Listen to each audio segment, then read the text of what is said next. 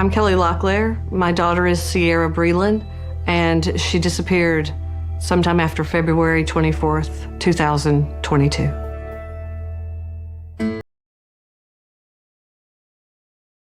Sierra is a bubbly, sweet, tender-hearted girl. She puts on a tough exterior because people don't take her seriously, and she's in a profession that she needs to be taken seriously. Sierra is a young lawyer, and she loved her job. We talked about what she wanted to do. I was a paralegal at the time and had been for many years, so she just kind of slid in, I guess, hearing me talk about work and how much I loved my job. She decided to go into law. She was accepted to Florida Law School, Florida State, and absolutely loved it. It just seemed like she just fell into the groove of life then. Sierra was voted in as one of the top 100 lawyers in the country to watch. She was so proud. I think she felt like all of the hard work that she had gone through was worth it. And now life was beginning.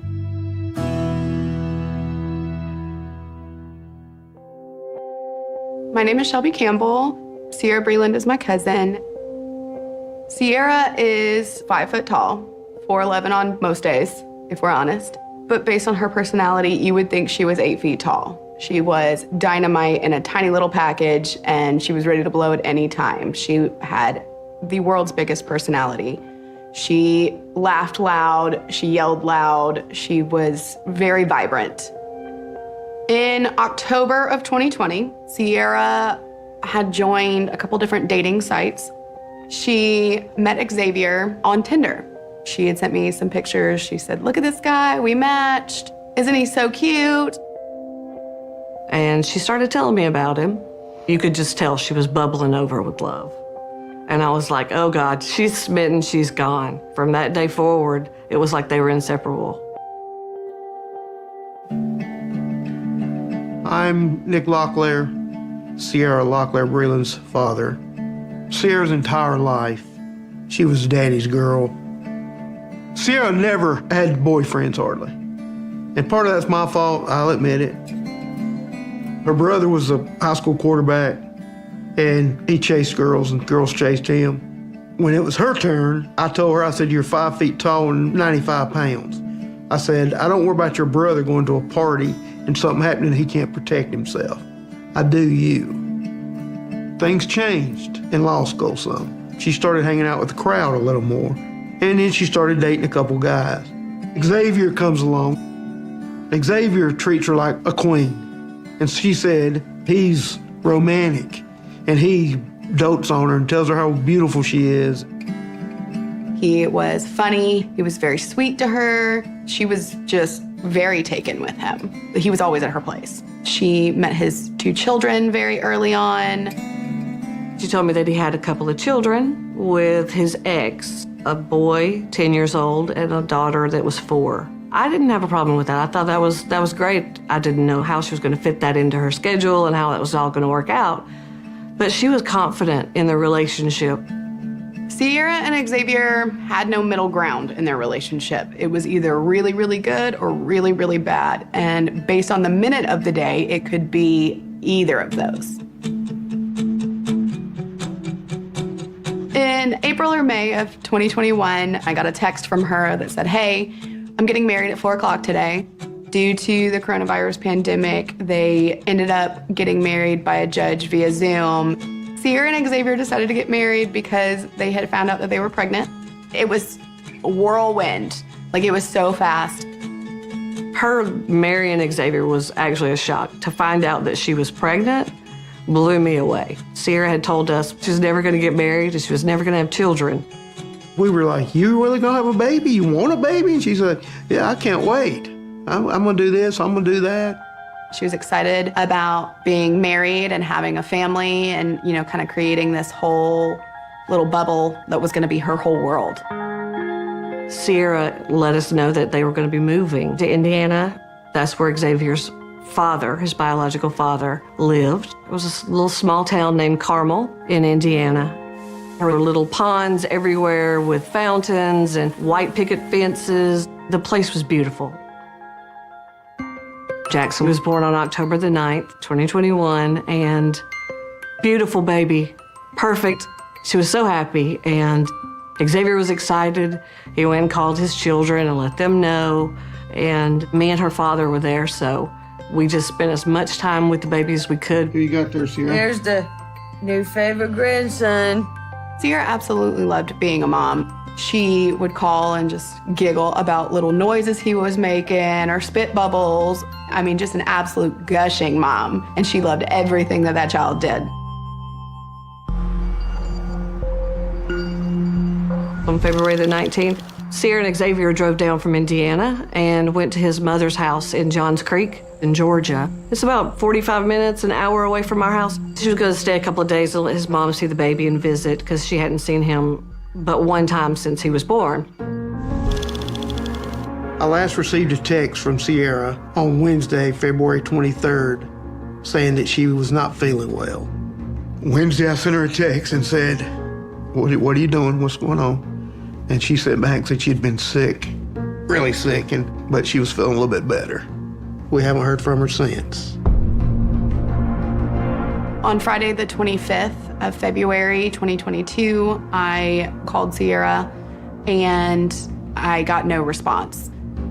I was like, okay, she's just got something going on. She'll call me back. It was just radio silence, which was extremely unlike her. On Saturday night, around 11 o'clock, the 26th of February, we received a call from Indiana, which was surprising. We were just sitting at the house watching TV, and Nick said, Indiana? And he picked up the phone. We thought Sierra was in Georgia at Xavier's mother's house. It was the Carmel PD in Indiana, and they wanted to speak with Sierra Locklear's father, Nick. He told him that that was him, and at this point I could tell something was wrong. Then he said, your daughter has been reported missing.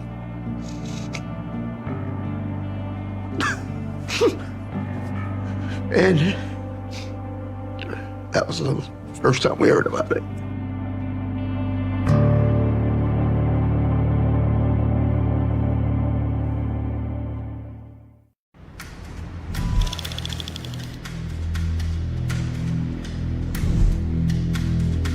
I am Eric Rozier. I'm a detective with the Johns Creek PD, and I'm investigating the disappearance of Sierra Breland. 911 emergency. On Saturday, February the 26th, Xavier reports his wife Sierra missing to Carmel Police Department. You could hear a concerned husband. He was a little frantic, asking the dispatcher, what should I do? Can you send the police to my home?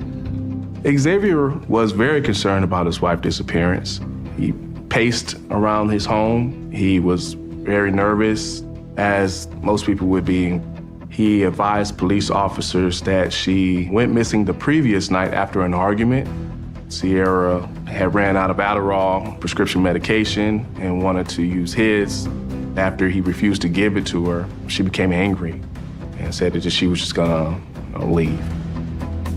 Carmel Police Department did not find any signs of any kind of damaged property, signs of an injury, or signs of a physical altercation in the home.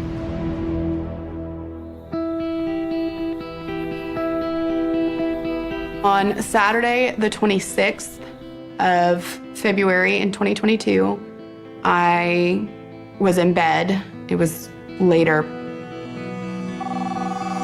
My phone started ringing and it said Carmel, Indiana. And it was an investigator calling. She said, are you related to Sierra Locklear Breland? And I said, yes, ma'am, I am. I'm her cousin. She said, well, I was told we needed to call you because she's missing.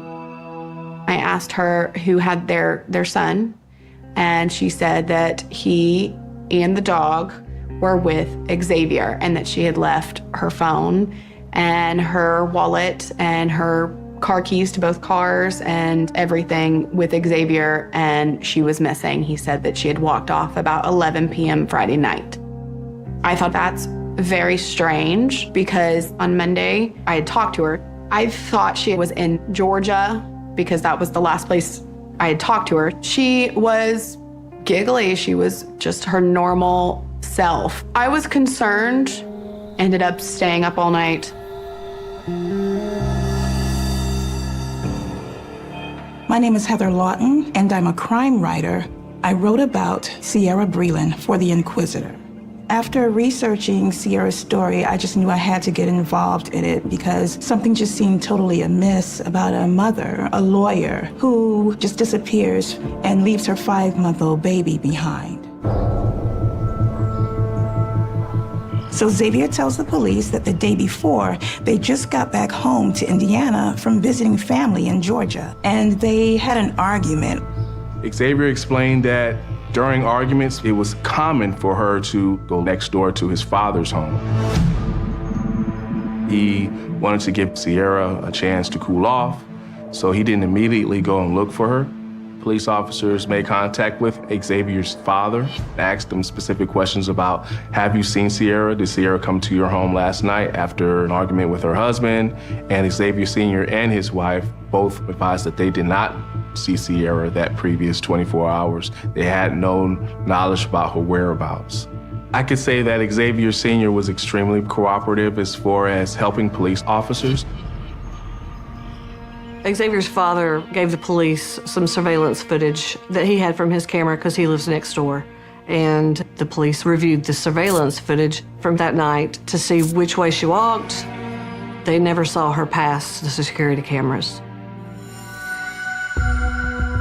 Xavier is telling the police they had an argument about some prescription medication, and he thinks that she may have gone to the pharmacy, which is only a half-mile away from the Breland home. The Carmel, Indiana police go to the pharmacy, and the pharmacy hands over the surveillance video immediately. They were able to review this footage from the surveillance video cameras, and they did not find any signs of Sierra. And then they went not only throughout their neighborhood to walk door to door to check with neighbors, they also went to the nearby businesses and stores to see if there was any surveillance video cameras. Carmel Police Department was unable to obtain any surveillance video that showed Sierra walking anywhere in Indiana.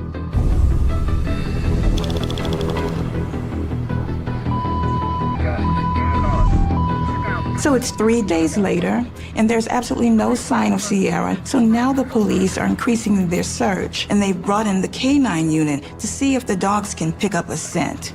Their sense of smell is extremely sensitive. It gives the police officers a lead as far as to places to go look for this person. They had them sniff the cars, particularly the Volkswagen Tiguan that they had driven to Georgia. They had them sniff the whole house, the neighborhood. The policeman up there told me our dogs, which are very good, aren't picking up any scent, nothing, period. So he said somebody's cleaned the car. You know, if you rode up here 10 hours in that car, that dog would have knew it.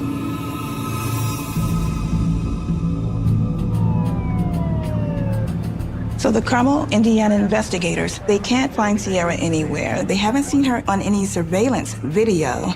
The neighbors haven't seen her. The dogs can't pick up a scent. So now they reach out to the Johns Creek Police Department in Georgia. On Sunday, we sent a couple of detectives to her father's home. They came to our house unexpected. In the morning, we were asleep, and it kind of scared me. First thing I thought was they're coming to give us bad news. They talked a while, asked questions, and then they said, do you mind if we look around the house? I said, well, you're welcome to look at anything, do anything. I want to do anything I can. We had an interview with her parents. They were able to give us details and answer questions about Sierra's life, about her job, about what was going on in her personal relationship, and thoughts that they may have in regards to where Sierra is at now. Sierra's parents are now telling the police everything they know about Xavier's past, including a disturbing detail. It was Christmas. Sierra and Xavier came to the house, and they looked very haggard. And I said, what is going on here? Y'all look like y'all haven't been to bed in weeks. And Sierra said, there's some people chasing us. She said, Dad, I'm serious. This is a serious situation. Xavier believed that his ex-wife was dating a guy who had ties to a cartel. And with that is involved with sex trafficking, drugs, all the things that brings. She was like, wow, these are really, kind of scary things. Sierra started fearing for her life. She had lost weight. I didn't even recognize her. She just looked like she hadn't slept. This was not my Sierra. This just didn't look like my daughter. They stayed with us for some hours and visited a little bit, and then they left to a hotel and kind of lay low. As a lawyer, she could search names and businesses. She said that the ex had multiple businesses that were registered to her under variations of her name. And Sierra said that was really sketchy. This is what she had told me. She ended up getting in contact with the FBI about her suspicions, and they had told her that there was a human trafficking ring going on and that they were looking into it and that she needed to be very careful about what she was doing. We were concerned about the cartel aspect. Is there a possibility that somebody's grabbed her? At the time, I didn't really believe it. After she went missing, I was worried then, what if it was real?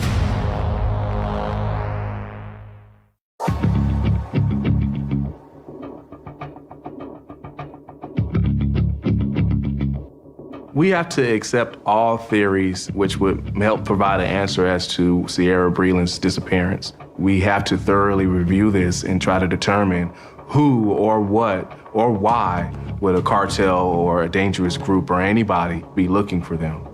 We looked into this theory and we were unable to find any specific answers or unable to develop any lead relating this dangerous group being the reason as to Sierra's disappearance. I was afraid for my daughter. I just wasn't sure that it was the cartel that we should be afraid of, to be perfectly honest. I was worried that Xavier was really manipulating her, keeping her in a paranoid and afraid state for his own manipulative purposes. It's my belief that Xavier was playing mind games with my daughter. He decided to scare her, to keep her with him, and that was very much a part of that relationship.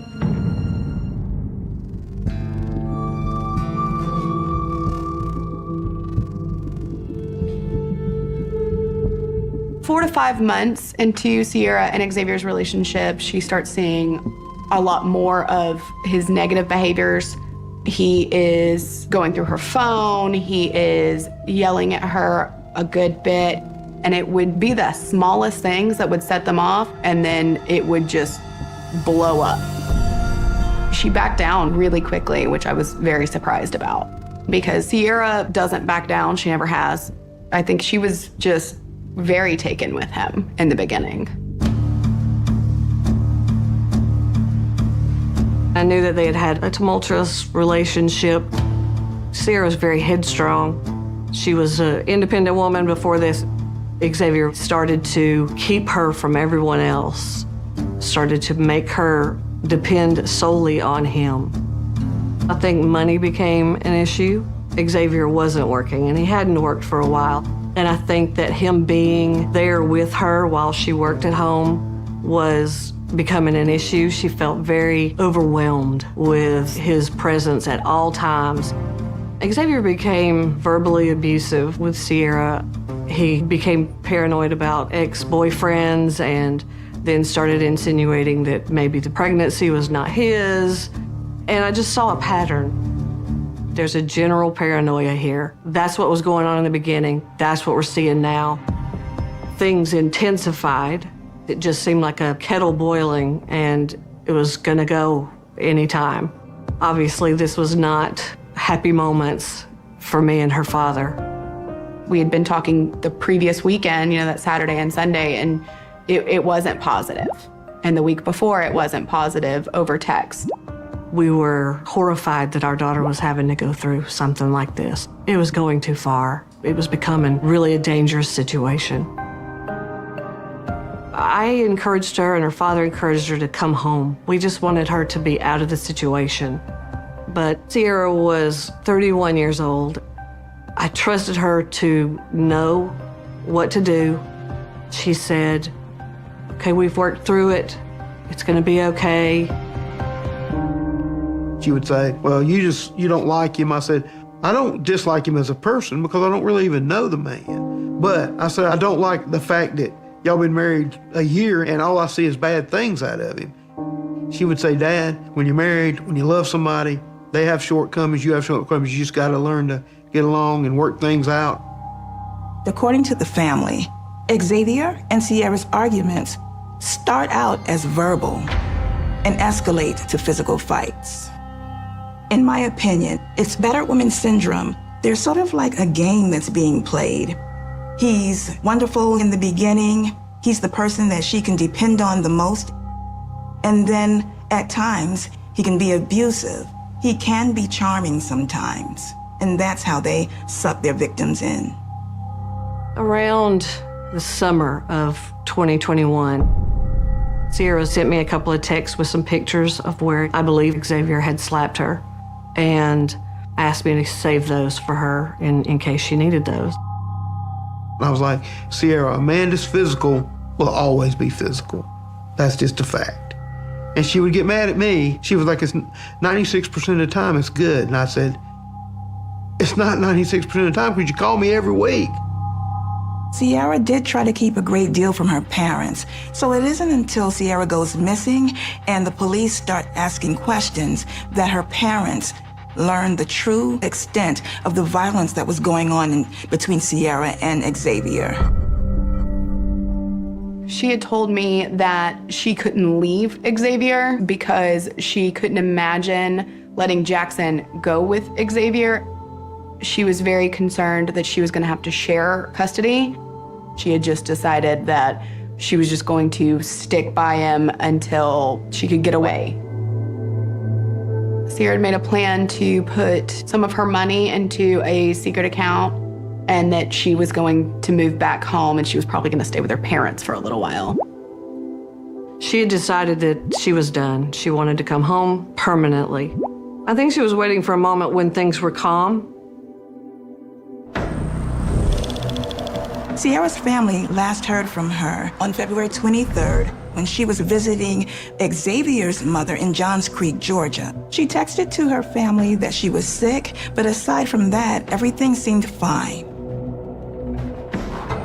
On Monday, February the 28th, we go to Xavier's mother's house. Responding officers walked through the home, they walked across the property, and they did not observe anything obviously suspicious or signs that there was some sort of altercation or that she was even there.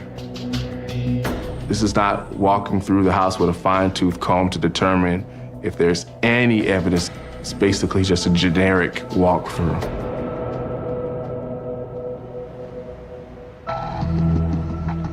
The next few days after Sierra went missing was really just a really bad waiting game.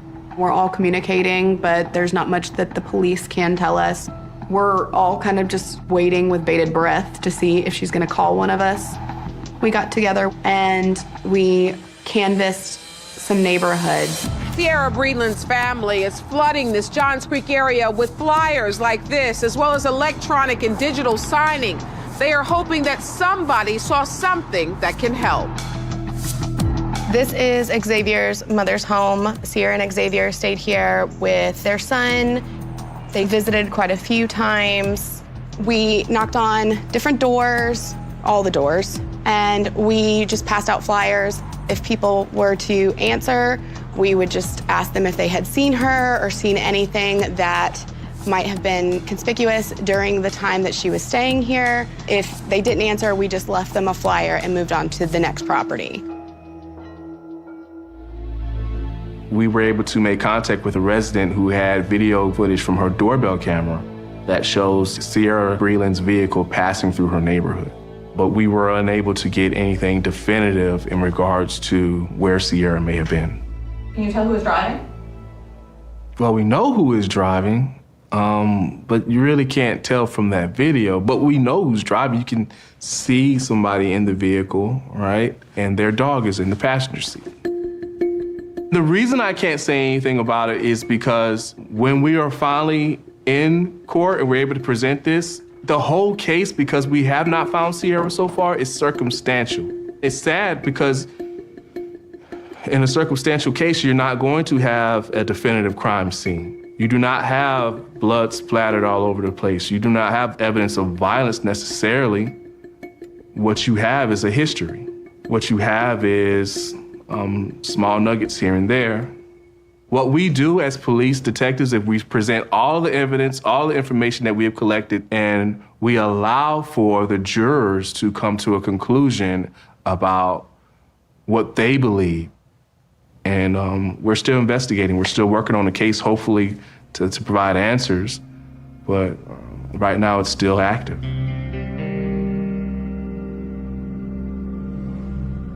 While we were looking for Sierra, we were exploring a couple different avenues of information that we might gain.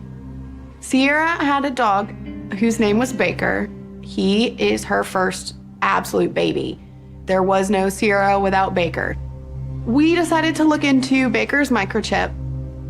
One of the employees of the microchipping company was able to give us initially a location of Baker's last microchip scan, which was about halfway between Georgia and Indiana.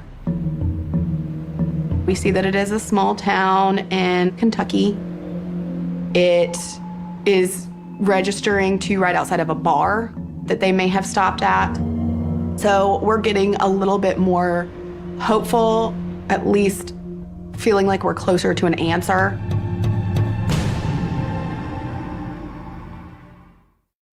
Sierra Breland was last seen February 24th, 2022. If you have any information, please contact Johns Creek Police Tip Line at 678-474-1610. The next day, we were contacted by the owner of the microchip company, who was able to give us a little bit more information into Baker's microchipping. And we did discover that his last scan was from about a year previous to their trip down to Georgia. So we had all gotten our hopes up a little higher than we probably should have for a dog's microchip. We don't know where Sierra is, so we were just reaching out for anything that we could.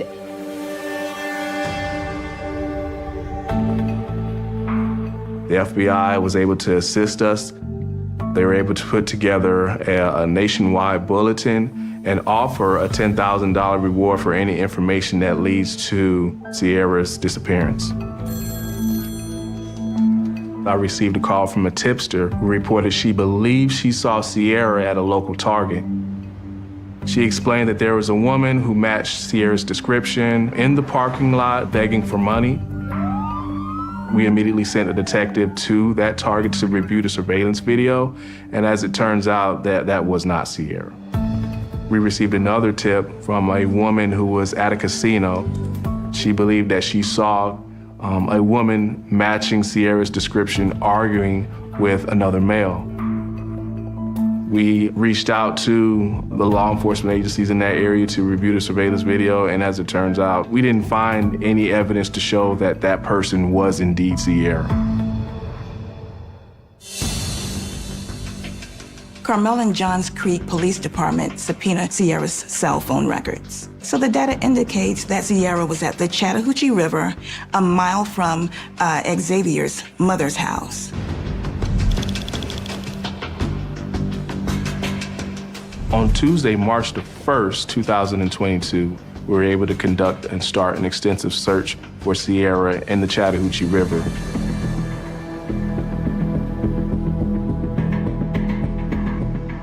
According to her phone, we knew she had been here for an extended amount of time. We had a coordinated effort between the fire department, who brought boats. We also had cadaver dogs who assisted us. We had helicopters and drones that were able to look down into the river from the sky.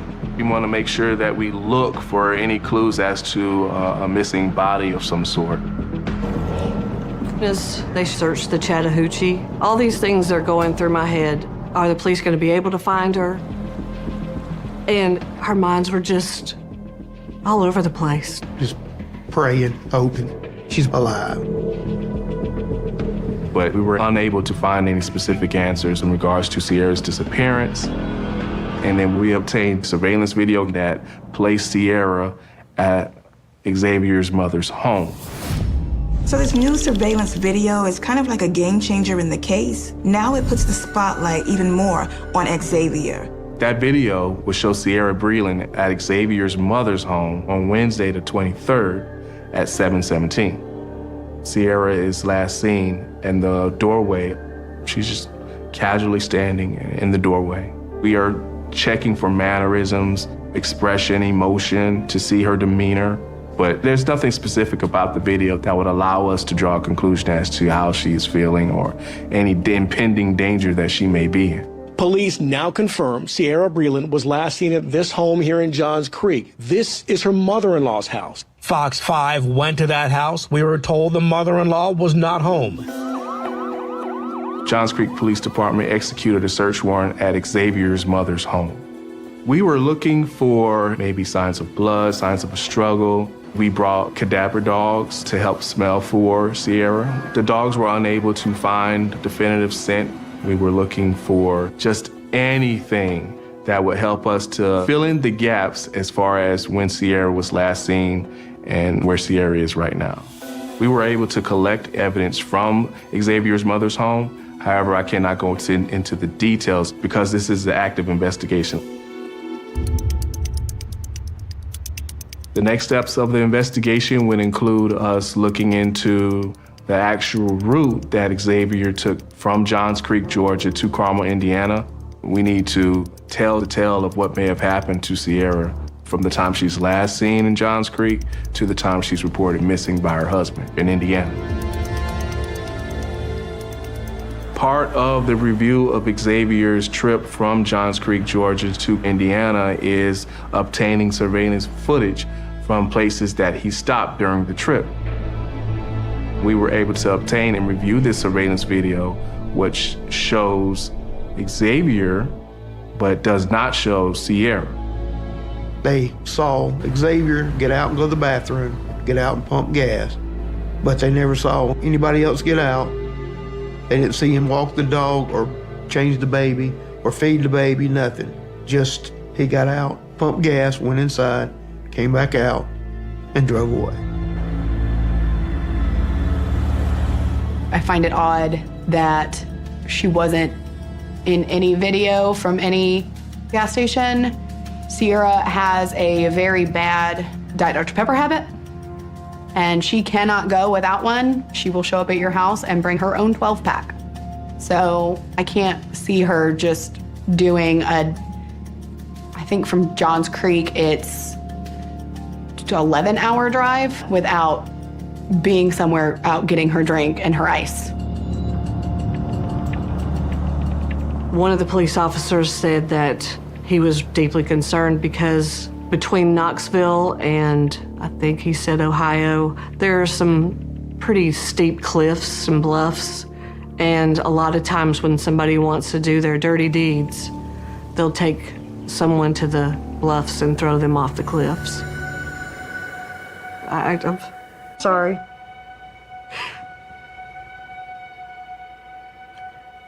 I'm sorry. I just keep thinking about them saying that they usually throw people off the cliffs on the way up there. And it just stuck with me so bad. I think he would throw her off a cliff. Where is she?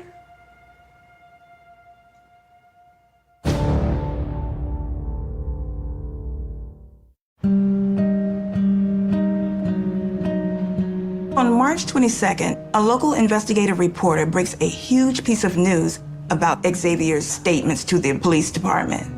An anonymous source turns in a Zoom video of Xavier talking to his children. Somebody kidnapped my wife.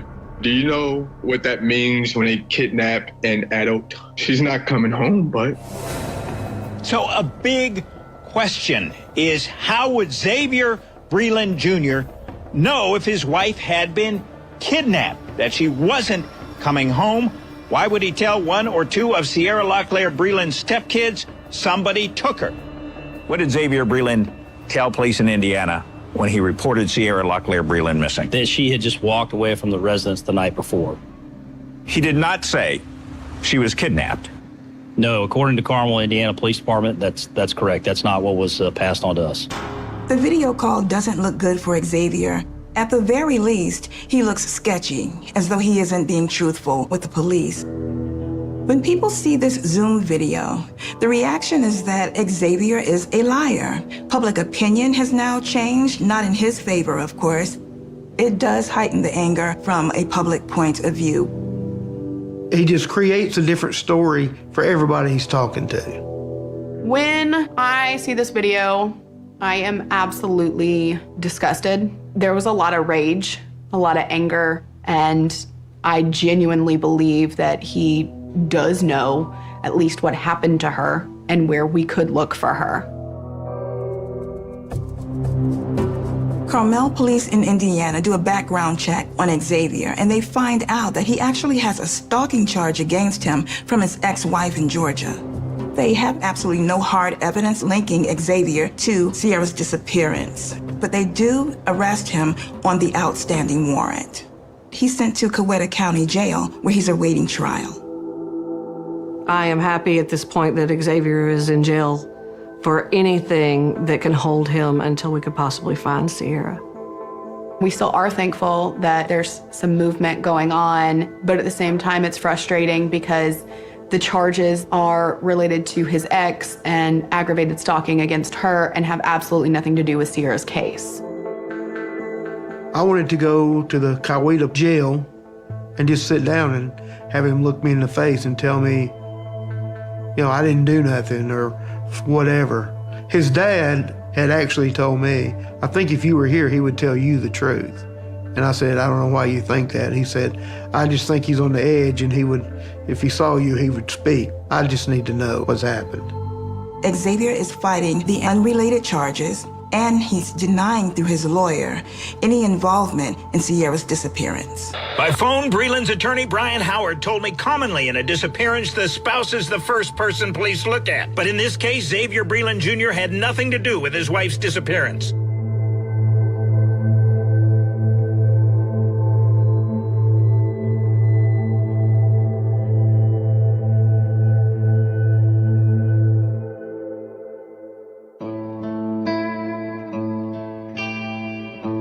Just because there is a history of violence doesn't mean that Xavier is responsible for Sierra's disappearance. In our judicial system, we are innocent until proven guilty. There's no body, there's no hard evidence, which means there's no smoking gun. This is 120 days plus since Sierra has been missing. We have to consider the fact that she may no longer be living. But at this time, we are gathering more information and intel, and hopefully we can answer some questions and get justice for Sierra and her family members. No one believes Xavier's story that Sierra had walked off at 11 p.m. and left her phone and her keys and her baby and her dog. It was 20 degrees. No one still believes that. It's my family's opinion that Xavier's story is beyond believability. It's not possible from our standpoint. We, as a family, are just trying to piece together what happened. My assumption is that they were in an argument and it was continuing to escalate, and being who she is, Sierra did not back down, and that things got out of control and physically violent. Maybe it was an accident and he panicked and just kind of got rid of the situation. With the amount of time that has passed since she's disappeared, we're not exactly hopeful that she's coming back. Lots of things go through your mind when your child goes missing, and you have these thoughts that there's a specific person responsible and what they may have done or what your child may have gone through. I feel like we should have seen the signs, When Sierra was born, I knew it was going to be our only last child. So I got up at night with her, changed her diapers. I took care of her. As she got older, she was full of life. As she grew up, she just got stronger and stronger. You know what it was I'm sorry. The car sat alone under the harsh glow of parking lot lights, engine silent, driver's door closed, a teenage girl slumped forward in the front seat, as if she had simply fallen asleep after a long shift, until someone noticed the blood. It was late February 2000 in Palmdale, a high desert city where the wind carries dust across empty lots, and the nights stretch cold and quiet. The parking lot outside a local fitness center was nearly empty, shadows pooling beneath street lamps, security cameras blinking red in the dark. Inside one of those cars sat 18-year-old Michelle O'Keefe, a high school senior with plans, with a family waiting at home, with a life that, hours earlier, had been ordinary. The call came in just before midnight.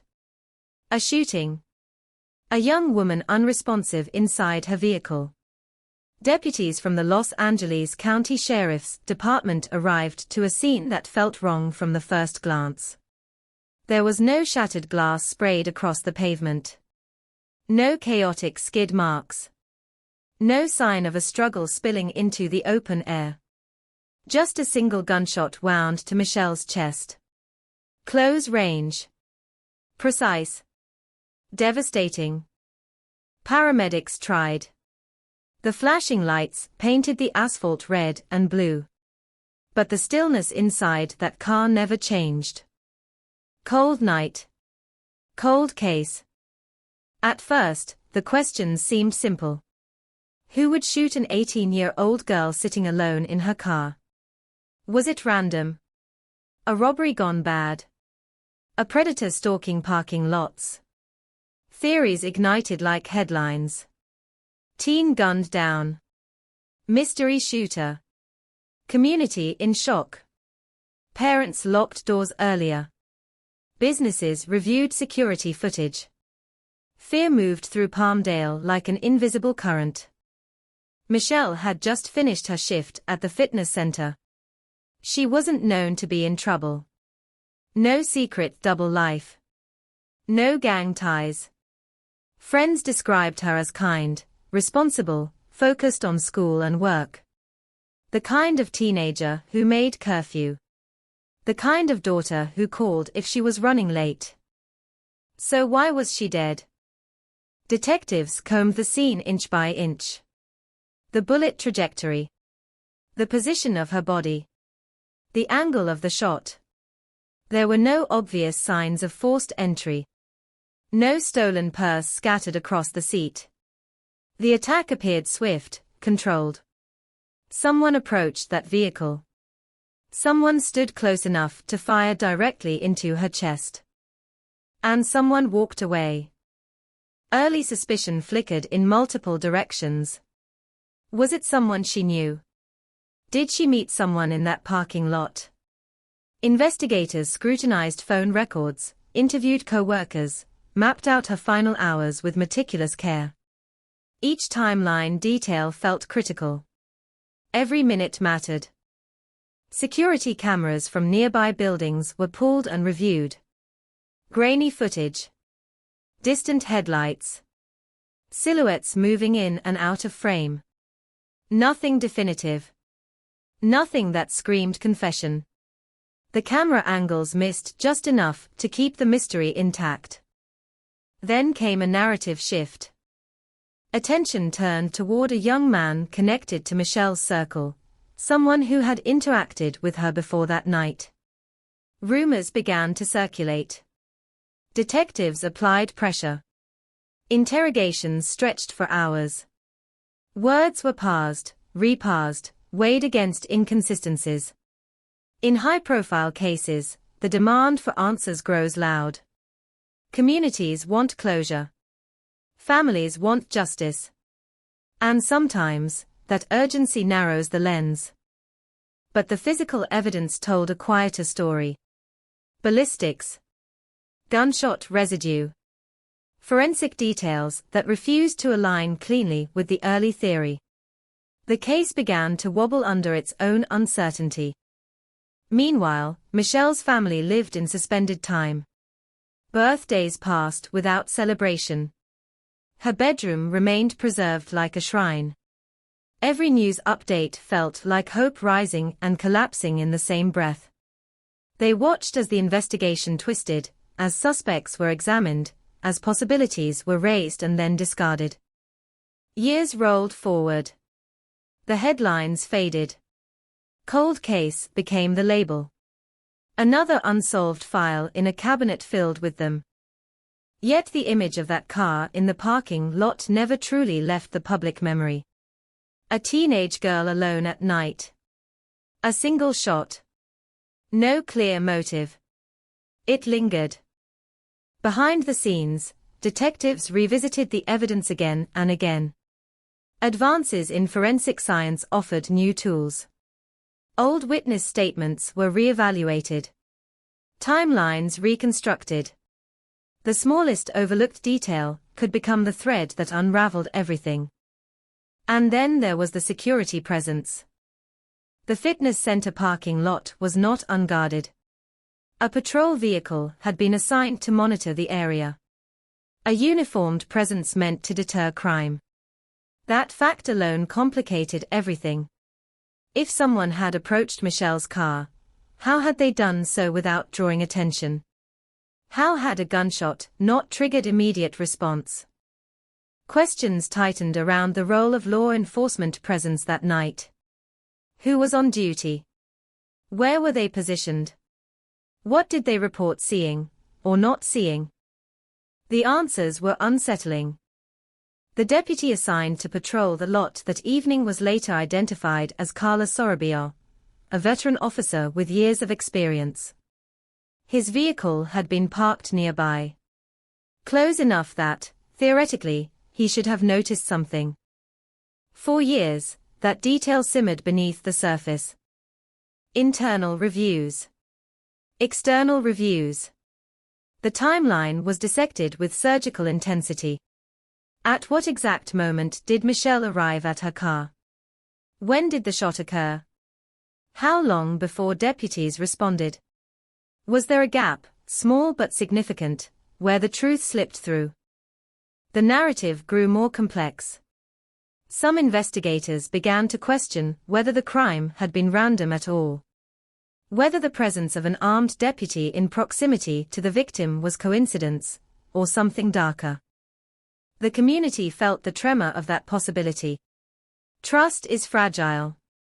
The idea that someone sworn to protect could be connected to a teenage girl's death was almost too heavy to process. Yet the questions would not go away. Years turned into more than a decade. Michelle's case became a reference point in discussions about investigative missteps and the evolution of forensic scrutiny. Her family continued to push, to advocate, to refuse silence. They attended hearings. They met with prosecutors. They endured the reopening of wounds each time the case resurfaced in the news. Then, slowly, the focus sharpened. Ballistics evidence was re-examined with updated technology. The positioning of vehicles in the parking lot was digitally reconstructed. Radio transmissions from that night were analyzed down to the second. Patterns emerged. Small inconsistencies that once seemed insignificant began to align in a different configuration. Investigators zeroed in on opportunity, on access, on proximity. The theory that solidified was both shocking and disturbingly simple. The person closest to the scene, the person with a firearm, the person tasked with patrolling the lot, may have been the one who pulled the trigger. When charges were eventually filed years later, the headline was explosive. A former sheriff's sergeant accused in the killing of 18-year-old Michelle O'Keefe. The community reeled. The badge that once symbolized safety now cast a long shadow over the case. The courtroom became the new battleground. Prosecutors laid out their reconstruction, Michelle sitting in her car after work. The deputy approaching. An interaction that escalated in seconds. A single gunshot fired from close range. The suggestion of a confrontation that ended in irreversible violence. The defense countered with doubt. With alternate interpretations. with arguments about evidence handling and investigative bias. They questioned timelines. They challenged forensic conclusions. They reminded jurors of the years that had passed, of memories fading, of the difficulty of reconstructing a moment frozen 2 decades earlier. Through it all, Michelle's family sat in the gallery, listening to strangers dissect the final seconds of her life. The image of that parking lot returned again and again during testimony. The cold desert air. The quiet. The patrol car nearby. The brief, violent interruption of normalcy. For the community of Palmdale, the case was never just about a single night in 2000. It became a symbol of persistence. Of the idea that time does not erase truth. That even when headlines fade, evidence remains. But in this moment, back in the year 2000, the future was still unknown. The investigation was tangled. The suspect list uncertain. The grief raw and immediate. A teenage girl had been shot in her car. No witnesses stepped forward with a clear account. No confession surfaced in those early days. Just a family waiting for answers and a city unsettled by the randomness of it all. The wind moved across the empty parking lot long after the crime scene tape was removed. Tire marks faded. Businesses reopened. Customers parked in the same spaces where investigators once stood. Yet something lingered in that asphalt. An absence. A question suspended in the desert air. Who stood outside Michelle's window that night? What words were spoken, if any? What decision was made in a split second that would echo for decades? The case would stretch on, through misdirection and revelation, through doubt and renewed focus. It would test investigators, prosecutors, and a community's faith in its institutions. And for years, long, relentless years, the answer remained just out of reach, buried somewhere between the glow of a parking lot light and the silence of a patrol car idling in the dark. The first theory hardened quickly, almost too quickly, like wet cement poured before the foundation had been measured. Detectives circled around someone young, someone within Michelle's orbit, someone whose presence could be explained without triggering immediate alarm. In the early days of a homicide, proximity often becomes suspicion, and suspicion becomes momentum. Interrogation rooms hummed under fluorescent lights. Hours stretched. Voices rose, softened, rose again. Investigators leaned forward across metal tables, presenting fragments of evidence as if they were complete pictures. Timelines were recited again and again. Where were you at 10:30? Who did you call? Why did you pause before answering? Outside those walls, the media fed on each development. Person of interest questioned. Teens' final hours under scrutiny. The public wanted a villain. They wanted the randomness erased and replaced with motive, with something they could understand. A jealous rage. A secret argument. Anything but the idea that violence could erupt without warning in a quiet parking lot. Michelle's family watched in disbelief as attention drifted toward someone they did not believe capable of such brutality. They clung to what they knew of her character, her relationships, her routines. This was not a life tangled in danger. This was an 18-year-old juggling school, work, and the simple hopes of early adulthood. But once a narrative forms, it is difficult to slow it down. Detectives reconstructed Michelle's final shift at the fitness center in Palmdale with clinical precision. She clocked out. She spoke briefly with co-workers. She walked to her car alone. Surveillance footage captured her vehicle in the lot, headlights flickering as she prepared to leave. And then, darkness. A gap. A silence where answers should have been. Gunshot residue tests were administered. Statements were taken and retaken. Small inconsistencies were magnified under the weight of tragedy. The pressure to solve the case was immense. An 18-year-old had been killed within sight of a patrol vehicle. That fact alone generated uncomfortable questions. The presence of a marked unit from the Los Angeles County Sheriff's Department in the parking lot that night was supposed to reassure the public. Instead, it became a point of unease. How could a shooting occur so close to law enforcement without immediate detection? Why did no one report hearing the gunshot right away? Was it muffled? Mistaken for something else? Or ignored? Radio logs were reviewed. Time stamps scrutinized. The deputy assigned to the lot, Carla Sorabia, reported routine patrol activity. Nothing out of the ordinary. No suspicious persons. No disturbance. Just another cold February night in the high desert. Yet Michelle lay dead less than a football field away. The initial suspect endured relentless questioning.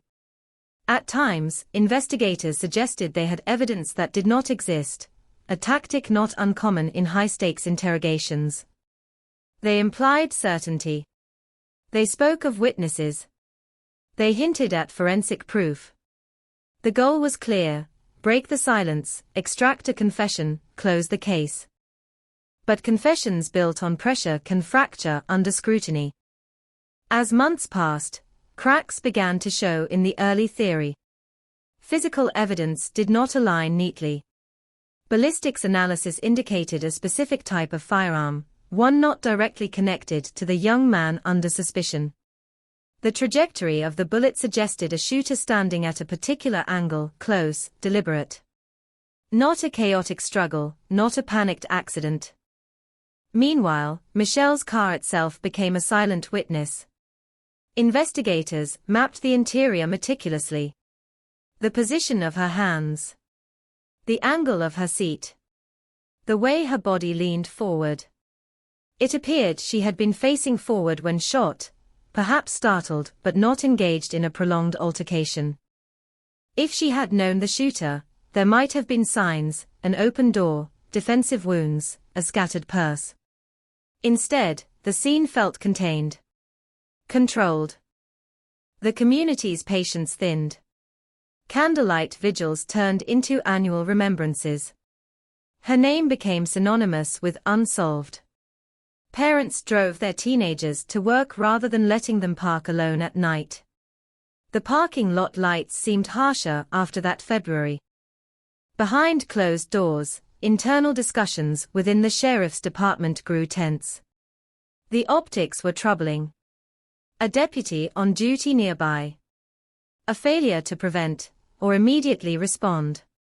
Even if the patrol officer had nothing to do with the crime, the perception alone demanded clarity. Years slipped by.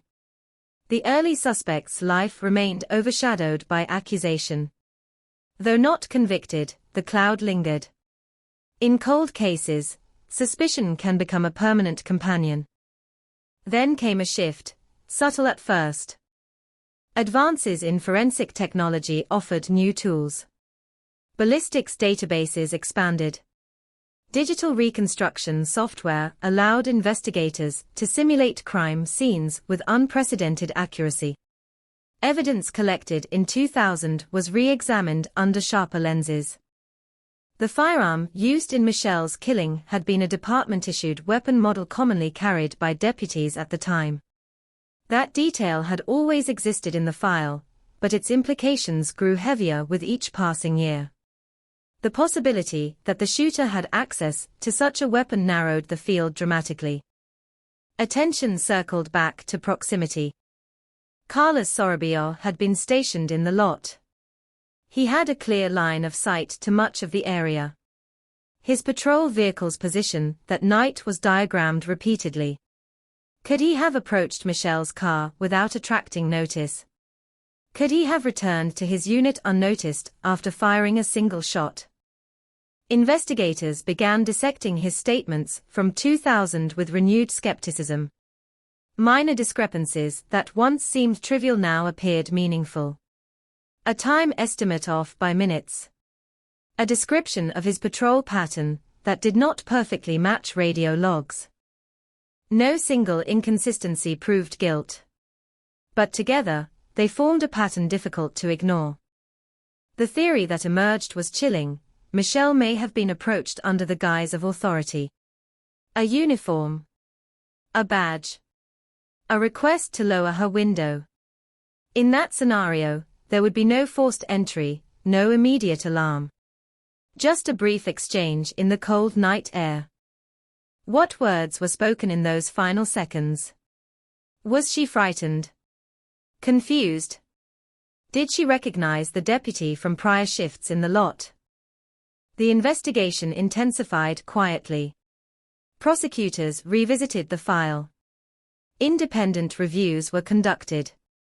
Each layer peeled back revealed the same haunting fact. Opportunity had been concentrated in one place. Years had passed. Memories faded. Witnesses relocated. Yet the evidence remained preserved, waiting. When whispers of potential charges began circulating, the shock was immediate. A law enforcement officer, once trusted, once tasked with protecting that very parking lot, now under scrutiny for murder. It felt like a narrative twist ripped from fiction, except it was painfully real. The former suspect's shadow began to lift as the spotlight moved. The focus sharpened on Sorobio's actions that night, his firearm, his account.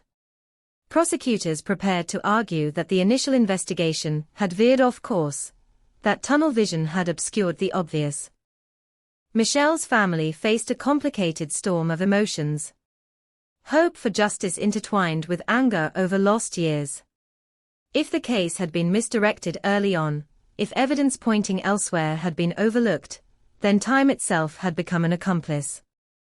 Court filings painted a stark picture. The allegation: Sorobio shot Michelle during an encounter in the parking lot, then failed to report the incident truthfully. A single gunshot, fired at close range, followed by silence. The defense braced for battle. They emphasized the passage of time. The absence of eyewitnesses. The complexity of reconstructing a moment decades later. They argued that suspicion fueled by proximity was not proof. As legal motions unfolded, the public's attention reignited. News outlets revived archival footage. The grainy images of flashing patrol lights returned to screens. Michelle's senior portrait appeared beside headlines once more. Through it all, one image remained constant. A teenage girl in her car, alone under artificial light, her life ending in a space meant to be safe. The years between 2000 and the filing of charges felt like a canyon, deep, wide, filled with unanswered questions. But now, the case that had lingered in cold storage was burning again, hotter than ever. And beneath the legal arguments, beneath the forensic diagrams and courtroom strategies, one fact remained unshaken. On a February night in Palmdale, Michelle O'Keefe was shot once in the chest, and for decades the truth hovered just beyond reach, waiting for someone to finally close the distance. When the arrest finally came, it did not arrive with sirens screaming through the desert night. It came quietly, methodically, the way long-buried truths often surface, slow, deliberate, unavoidable. More than a decade after the gunshot shattered the stillness of that parking lot in Palmdale, prosecutors stepped forward with a declaration that sent a shockwave through the community. The man once assigned to protect that lot was now accused of murder. Carlos Sorobio had built a career in law enforcement. A veteran of the Los Angeles County Sheriff's Department, he had worn the uniform for years after Michelle's death. Promotions, commendations, routine patrols that passed without incident. On paper, nothing about his record screamed violence. Nothing hinted at the possibility that on a cold February night in 2000, he may have stepped out of his patrol car and fired a single, fatal shot. But paper records do not tell the whole story. Evidence does. The renewed investigation had been relentless. Prosecutors reassembled the timeline like a shattered mirror, piecing together fragments until a reflection emerged. They revisited the ballistic evidence, most crucially, the bullet recovered from Michelle's body. 4 years, it had sat catalogued, measured, analyzed under the technology available at the time. Now, with updated forensic comparison methods, investigators took another look. Department-issued firearms were examined. Records of weapon assignments were cross-checked against maintenance logs. The make and model carried by Sorobio in 2000 matched the class characteristics of the bullet. That alone was not definitive. Many deputies carried similar weapons, but it narrowed the field in a way that could no longer be ignored. Then came the radio transmissions. Each timestamp, each dispatch call, dissected down to the second. Prosecutors argued there was a gap in Sorobio's reported patrol pattern, a window of opportunity in which Michelle was shot. A brief silence in the airwaves. A moment unaccounted for. They reconstructed the parking lot using digital modeling software. The placement of vehicles. The lighting conditions. Sight lines from the patrol unit. Jurors would later see animations showing how a deputy could approach Michelle's car, speak to her through the window, fire at close range, and return to his vehicle within minutes. The theory was chilling in its simplicity. Michelle, seated in her car after work. A uniformed deputy approaches, an authority figure, not an obvious threat.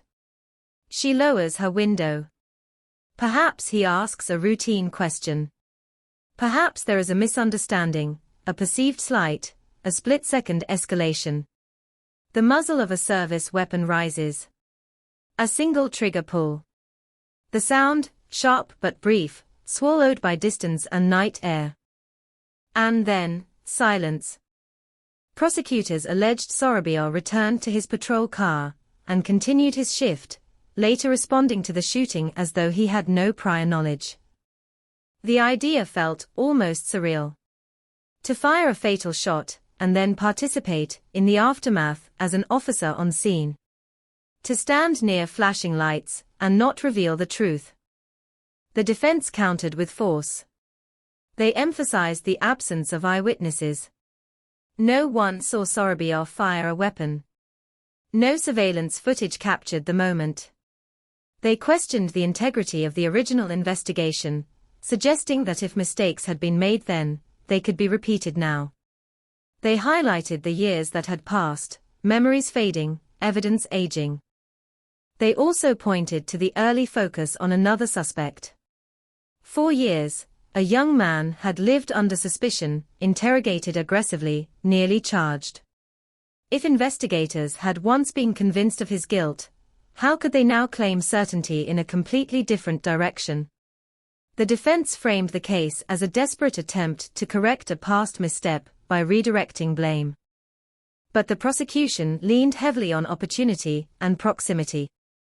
Sorobio had been there. Armed. Alone. Close enough to hear a door open, a voice raised, a movement out of place. And yet he reported nothing unusual until the shooting was discovered. Michelle's family sat through each hearing, absorbing every argument. The legal language was clinical, trajectory, forensic match, duty weapon, but beneath it all was the raw memory of an 18-year-old girl who never made it home. Her senior year frozen in time. Graduation photos that would never be taken. The courtroom became a battleground of narratives. One painted a portrait of betrayal, of authority misused in a moment of anger or impulse. The other warned against convicting a man based on circumstantial threads woven years after the fact. Witnesses described Michelle's character, her routine, her lack of enemies. Forensic experts walked jurors through microscopic markings on bullets, explaining how metal leaves signatures, as unique as fingerprints. Dispatch supervisors recounted radio logs from that night, their voices steady, but heavy with implication. Outside the courthouse, cameras waited. Reporters delivered updates framed like headlines from a thriller, deputy accused. Cold case breakthrough. Family seeks justice.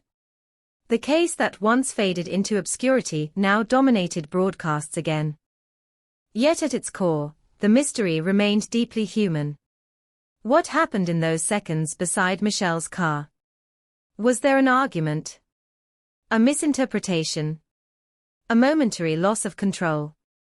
Or was the prosecution's theory flawed, built on coincidence and hindsight? The defense suggested alternate possibilities. An unknown assailant slipping through shadows. A random act by someone who vanished into the desert night. They argued that the lack of direct evidence, no DNA, no eyewitness, left room for doubt. But doubt is a complicated force in a cold case. Time can erode certainty, but it can also sharpen patterns. The longer investigators stared at the file, the more the pieces seemed to point back to the same place, the patrol car parked under fluorescent lights. Testimony revealed that Sorobio had given varying accounts of his exact position in the lot that night. Small discrepancies, perhaps explainable. Or perhaps not. Prosecutors framed them as attempts to distance himself from the scene. The defense dismissed them as minor memory lapses after years. The tension in the courtroom was palpable. Every juror understood the weight of the decision before them. Convicting a former deputy of murder would send a powerful message about accountability. Acquitting him would reaffirm the principle that suspicion, no matter how strong, is not proof beyond a reasonable doubt. For Michelle's family, the trial was less about symbolism and more about finality. They had waited more than a decade to see someone held responsible. They had endured the shifting theories, the early misdirection, the slow grind of reinvestigation. As proceedings moved forward, the prosecution's narrative crystallized. A confrontation initiated by a deputy. A single, deliberate shot. A calculated return to routine. Years of silence. The defense responded with a single, resonant word, uncertainty. And hovering above it all was the memory of that February night in 2000, the cold air, the empty parking lot, the patrol car idling somewhere in the darkness. A teenage girl alone in her vehicle. A flash of gunfire. A life extinguished in seconds. The trial would attempt to compress decades of speculation into a verdict. But no matter the outcome, the image of Michelle in that car remained unchanged, forever 18, forever caught in the glare of parking lot lights, her final moments still echoing through a community that had never truly stopped asking what happened when no one else was looking. The prosecution's case tightened like a vice, not around a confession, not around a witness who claimed to have seen the trigger pulled, but around physics, timing, and the silent language of metal against metal. In the courtroom, the bullet became the most important voice in the room. Forensic experts took the stand and spoke in careful, measured tones about rifling marks, microscopic striations, the way a gun barrel leaves behind a signature, as distinct as handwriting. The projectile recovered from Michelle's body had been preserved since 2000, catalogued, stored, waiting. Now it was placed under comparison microscopes, beside test-fired rounds from department-issued firearms of the same model carried by deputies in Palmdale at the time. Among those weapons was the one assigned to Carlos Sorobio. The prosecution did not claim a perfect, cinematic match, no dramatic moment where an expert declared absolute certainty. Instead, they presented probabilities. Consistencies. The bullet's characteristics were aligned with the type of firearm Sorobio carried. The lands and grooves were compatible. The caliber matched. The ammunition was standard issue for the Los Angeles County Sheriff's Department. Opportunity. Access. Means. They layered those elements carefully. Sorobio was alone in the parking lot that night. His patrol area included the fitness center where Michelle O'Keefe worked. His vehicle was positioned in such a way that he could have approached her car without obstruction. Radio traffic placed him within range at the estimated time of the shooting. Then came the reconstruction. A digital animation played before the jury. The camera angle mimicked the overhead perspective of the parking lot. Michelle's car was shown pulling into a space. The patrol vehicle sat under harsh white lights. A figure, representing the deputy, exited, approached the driver's side window. The timeline ticked forward. Seconds, not minutes. Prosecutors argued that Michelle, seeing a uniformed deputy, would have felt compelled to comply. To roll down her window. To answer questions. Perhaps there had been a prior interaction earlier that evening, something minor, something that escalated unexpectedly. The state suggested that Sorabia accused her of a minor infraction. Maybe lingering too long. Maybe something else entirely. Words exchanged. Tension rising. A moment of anger or perceived disrespect. Then the unthinkable, a service weapon drawn and fired at close range. One shot. Center mass. The medical examiner described the wound with clinical precision. The bullet entered her chest at a slight downward angle, consistent with a shooter standing outside the vehicle. There were no defensive wounds on her hands. No evidence of a struggle inside the car. It was fast. Direct. Over before she could react. The defense rose with equal intensity. They challenged the interpretation of the ballistic evidence, reminding jurors that class characteristics are not unique identifiers. Many deputies carried similar weapons. The presence of compatible rifling did not equal guilt. They emphasized the absence of gunshot residue testing on Sorabia that night. No one had suspected him then, so no such test was performed. There was no DNA linking him to Michelle's car. No fibers. No fingerprints out of place. They painted the prosecution's timeline as speculative, built on assumptions layered over gaps. They asked jurors to consider the possibility of an unknown assailant, someone who approached from outside the lot, fired the shot, and vanished before the deputy could respond. But prosecutors countered with one persistent question. How could a gunshot occur within such proximity to a marked patrol unit without immediate detection? Why did Sorabia report nothing unusual in the critical minutes before the call came in? Why were there discrepancies between his initial statements and later accounts regarding his exact position in the lot? Witnesses testified about those inconsistencies. In one statement, Sorabia described his patrol pattern in a way that placed him farther from Michelle's vehicle. In another, he acknowledged being closer. The differences were subtle, but in a murder case built on seconds and feet, subtlety mattered. Michelle's family listened to every word. They heard strangers debate the trajectory of the bullet that ended her life. They watched as diagrams of her car were projected onto screens, as if the last moments of her existence could be reduced to angles and measurements. Outside the courthouse, the narrative was stark. A former deputy accused of killing an 18-year-old girl he was sworn to protect. News anchors spoke of betrayal. Of institutional failure. Of the long road from cold case to courtroom. Inside, the tension was almost suffocating. The prosecution introduced evidence suggesting Sorabia's demeanor after the shooting had been unusually calm. They pointed to the fact that he did not immediately report hearing a gunshot. That he did not initiate a search for a suspect until Michelle was discovered by others. They implied that his actions were those of someone who already knew there was no fleeing attacker to find.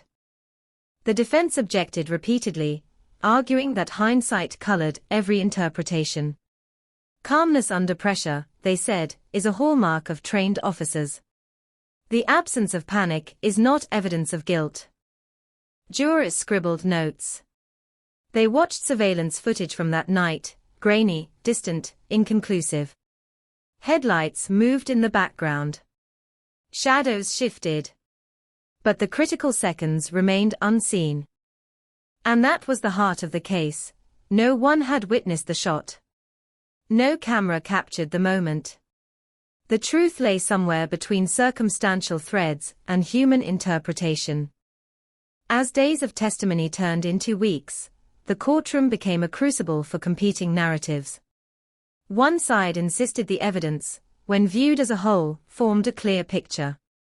The other insisted that picture was a mirage, an illusion created by the desire to solve a long unsolved crime. For Michelle's family, the waiting was almost unbearable. They had endured the early misdirection toward another suspect. They had watched years slip by with no arrests. Now, finally, someone stood accused, but the outcome was uncertain. The prosecution's closing arguments were direct, almost stark in their simplicity. They spoke of proximity, of authority, of a single bullet fired from a deputy's weapon at close range.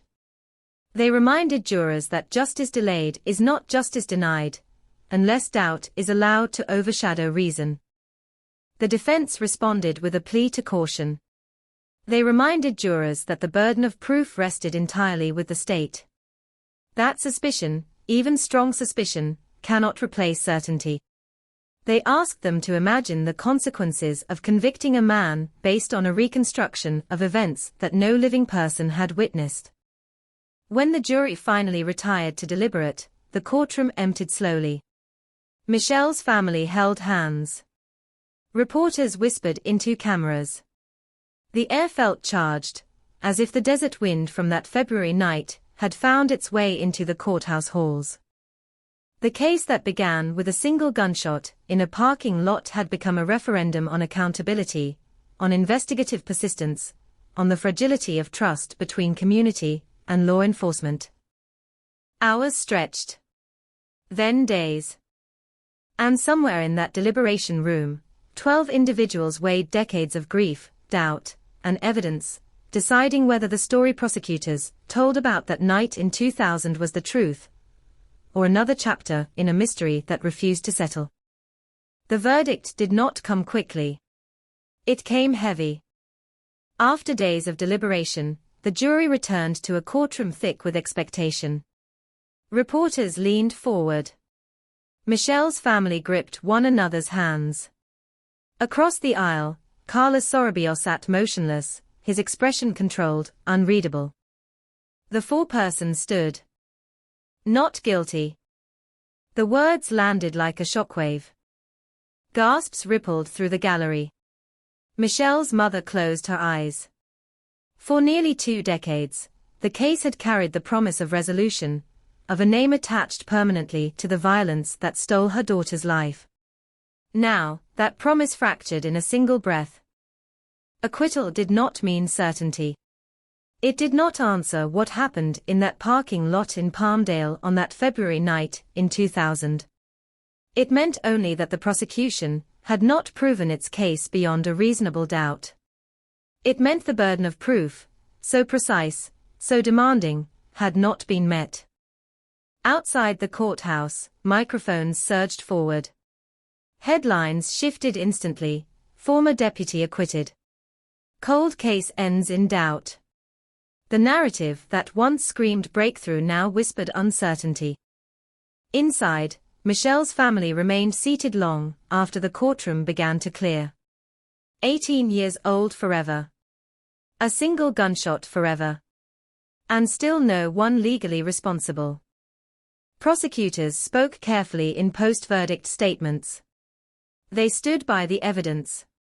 They emphasized the complexity of retrying a case built on decades-old forensic analysis and circumstantial reconstruction. They acknowledged the jury's decision, but insisted the investigation had been thorough, deliberate, necessary. The defense declared vindication. They argued that the case had been driven by pressure to correct past investigative errors.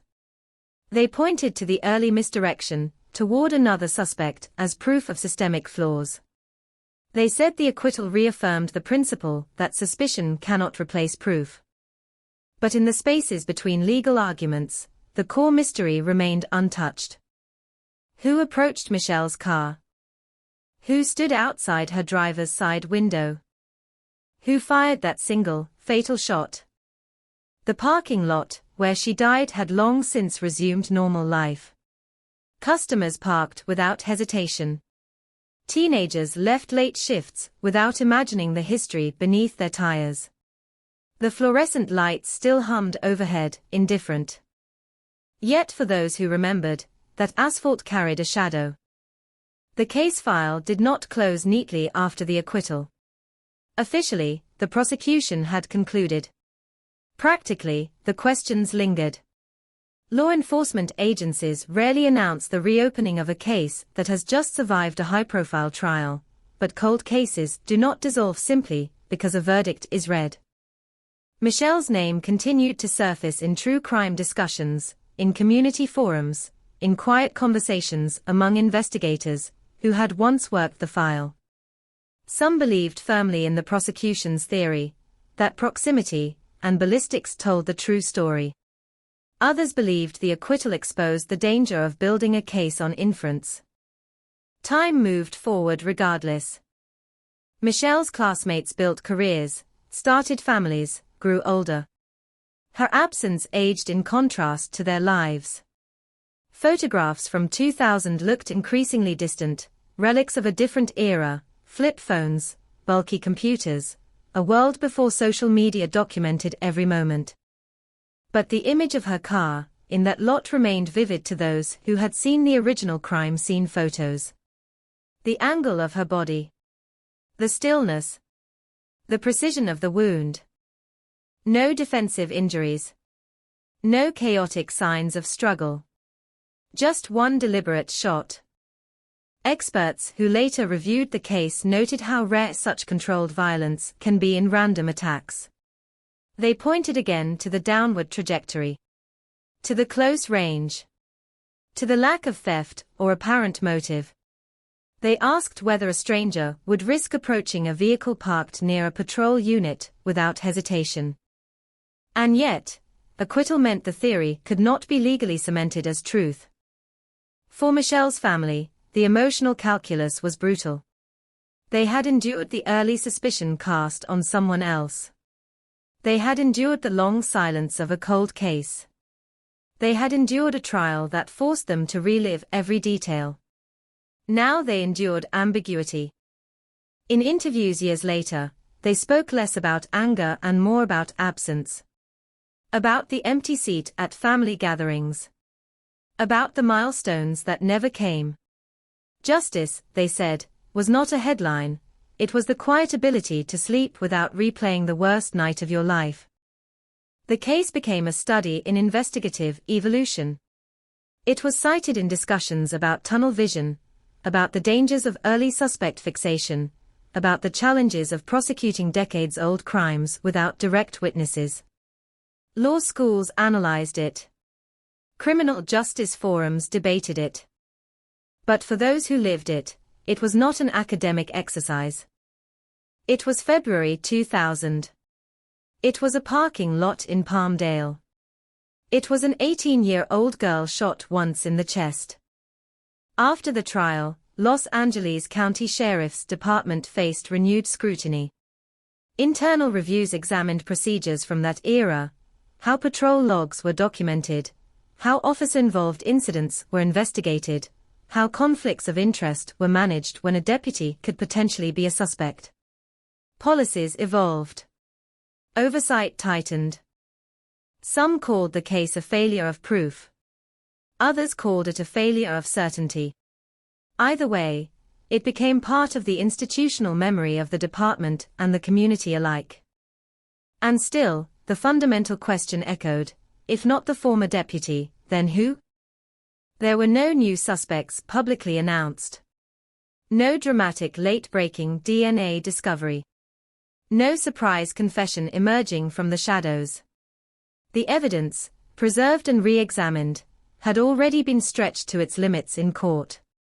Cold cases do not always end with resolution. Sometimes they end with a verdict that answers the legal question, but leaves the human one untouched. On quiet nights in Palmdale, the desert wind still moves across empty lots. The same kind of wind that blew in 2000. The same artificial lights casting long shadows. Somewhere in that ordinary landscape, the memory of Michelle O'Keefe lingers, not as a headline, not as a legal argument, but as a moment suspended in time. A young woman alone in her car. A figure approaching. A single gunshot. And a silence that, even after trials and testimony, has never fully been broken. Acquittal closed the courtroom door, but it did not extinguish the question. In the weeks after the verdict, the case of Michelle O'Keefe slipped back into a strange limbo, no longer an active prosecution, not officially declared unsolvable, suspended somewhere between accusation and uncertainty. For the public, the story felt finished. For those closest to it, it felt unfinished in the most painful way. The parking lot in Palmdale had changed over the years. Businesses rotated in and out. Asphalt was resurfaced. Security cameras upgraded from grainy analog systems to high-definition digital networks. The world moved forward technologically, but the crime scene itself remained locked in 2000, preserved in binders, photographs, and archived evidence boxes. Investigators who once worked the case retired. New detectives studied it as history, as a cautionary tale. They examined the early tunnel vision that focused on a different suspect. They studied the later pivot toward Carlos Sorabio. They debated whether the prosecution had reached too far, or not far enough. Inside the evidence vault, the bullet remained. Tagged. Sealed. Silent. There were quiet discussions about whether advances in forensic science could still yield something new. Touch DNA analysis had evolved. Ballistic comparison software had improved. But each potential test carried risk. Evidence that has already been scrutinized in court cannot easily be reframed without reopening wounds and reigniting public scrutiny. And there was another complication: finality. Double jeopardy barred any future prosecution of Sorabio for Michelle's murder. The legal system had rendered its decision. Even if new evidence emerged that pointed in the same direction, the courtroom door would remain closed to that defendant. That reality cast a long shadow. For Michelle's family, justice had always meant accountability. Now accountability existed only in theory, not in law. They spoke carefully in interviews, choosing words that balanced respect for the verdict with their enduring belief that the full truth had not been spoken. They revisited the timeline again and again. February 22, 2000. Michelle finishing her shift. Walking to her car. Sitting behind the wheel. Somewhere between ignition and departure, something happened. A presence at her window. A conversation. A weapon drawn. The lack of defensive wounds haunted them. She had not fought back. Had she been confused? Did she trust the person standing there? Was she caught off guard by someone she did not perceive as an immediate threat? The theory of authority misused continued to circulate in quiet corners of discussion. The idea that a uniform could disarm suspicion in seconds. That a badge could lower a window. But theory is not proof. Independent journalists revisited the case in podcasts and long-form articles. They dissected the interrogations from the early years. They scrutinized the prosecution's reliance on circumstantial reconstruction.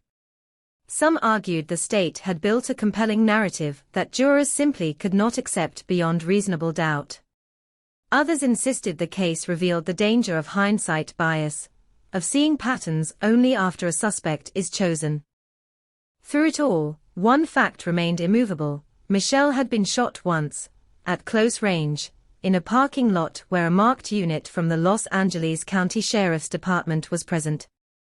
The sound of that gunshot had been described in early reports as indistinct, possibly mistaken for something else. In a commercial area, noises blend, car doors slamming, engines backfiring, distant construction. A single shot can disappear into the ambient chaos of night. But proximity complicates that explanation. A trained deputy, sitting in a patrol vehicle, accustomed to identifying threats by sound, could he truly have missed it? The defense had argued yes. The prosecution had argued no. The jury had sided with uncertainty. Years after the acquittal, Michelle's name still surfaced in law enforcement training discussions about internal investigations. The case underscored the importance of transparency when officers are near crime scenes. It emphasized the necessity of documenting movements precisely. It became an example of how even the appearance of conflict can erode public trust. In Palmdale, younger residents sometimes recognized the name only from archived news articles. To them, it was history. To older residents, it was memory. On anniversaries of her death, small tributes appeared online. Messages from classmates. Photographs shared again. Never forgotten. Still seeking answers. The language shifted from outrage to remembrance. Cold cases often fade, because there is no momentum left to sustain them. But this one lingered, because it had almost been resolved. It had reached the brink of legal closure, only to stop short. That near resolution created its own tension, a sense that the truth had brushed against daylight and retreated. The evidence was no longer fresh. Witness recollections were decades old. The physical landscape had changed. Even if a new suspect was somehow identified, the challenge of proving guilt beyond reasonable doubt, after so much time, would be immense. And yet, the human mind resists leaving questions unanswered. Some theorized about an unknown assailant, a transient figure who happened upon the lot, committed an impulsive act, and vanished forever. Others returned to the idea of a confrontation rooted in authority, escalating too quickly. Each theory attempted to impose logic on an act that, at its core, seemed senseless. For Michelle's family, the speculation mattered less than the absence. The empty chair at holidays. The age she would have been now. The milestones she never reached. In quiet interviews, they described her laugh. Her plans. The small details that never appear in trial transcripts. The way she signed birthday cards. The songs she played in her car. Details that humanized her beyond the forensic diagrams. Because beyond ballistics and patrol logs, this was a story about a young woman whose life ended in seconds. The legal chapter may have concluded, but the emotional one did not. The parking lot still exists. The lights still glow. Drivers still sit in their cars after late shifts, scrolling through phones, unaware of the history beneath their tires. Somewhere in the archives, the file labeled with Michelle's name remains intact. Not officially active. Not fully closed in spirit. A single bullet. A silent patrol car. A verdict of not guilty. And a question that continues to echo through the desert night, unanswered, unresolved, refusing to disappear. Time has a way of softening headlines, but sharpening ghosts. Years after the acquittal, the case of Michelle O'Keefe no longer dominated broadcasts, yet it never truly vanished. It lingered in legal journals, in criminal justice seminars, in whispered conversations among deputies, who had been rookies in 2000 and were now veterans themselves. It became a story told in low voices, a reminder that proximity can be suspicious, that certainty can fracture, that a single night can ripple across decades. In Palmdale, the parking lot where Michelle was killed blended back into the rhythm of daily life. New cars. New faces. New security cameras mounted higher, clearer, unforgiving in resolution. If the same crime occurred today, it would likely be captured from multiple angles in crystal detail. But in 2000, the technology blinked and missed just enough. Investigators, who revisited the file years later, approached it differently.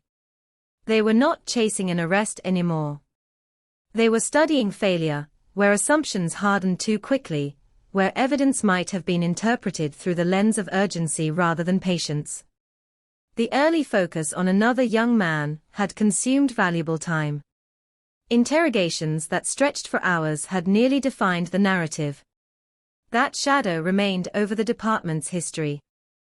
The involvement of a deputy, accused, tried, acquitted, added another layer of institutional complexity. The Los Angeles County Sheriff's Department had faced public scrutiny during the trial. Policy reviews followed. Training modules were updated. Emphasis was placed on documenting officer movements with precision, especially when serious crimes occur nearby. Technology evolved to reduce reliance on memory alone, GPS tracking in patrol vehicles, body cameras, digital logs that leave less room for ambiguity. But reforms do not rewrite the past. The central question refused to fade: if not Carlos Sorabio, then who? The defense had argued that the prosecution's theory relied too heavily on proximity. Being near a crime does not make someone the perpetrator. Yet proximity is powerful in the human mind. A patrol unit stationed in the same lot. A single gunshot. No fleeing suspect seen. No report of suspicious movement. The coincidence felt heavy, even if it could not carry a conviction. Independent analysts later dissected the ballistic evidence in academic forums. They debated the reliability of class characteristics versus individual characteristics in firearm identification. They discussed how juries interpret forensic testimony, how words like consistent with can sound conclusive to some and tentative to others.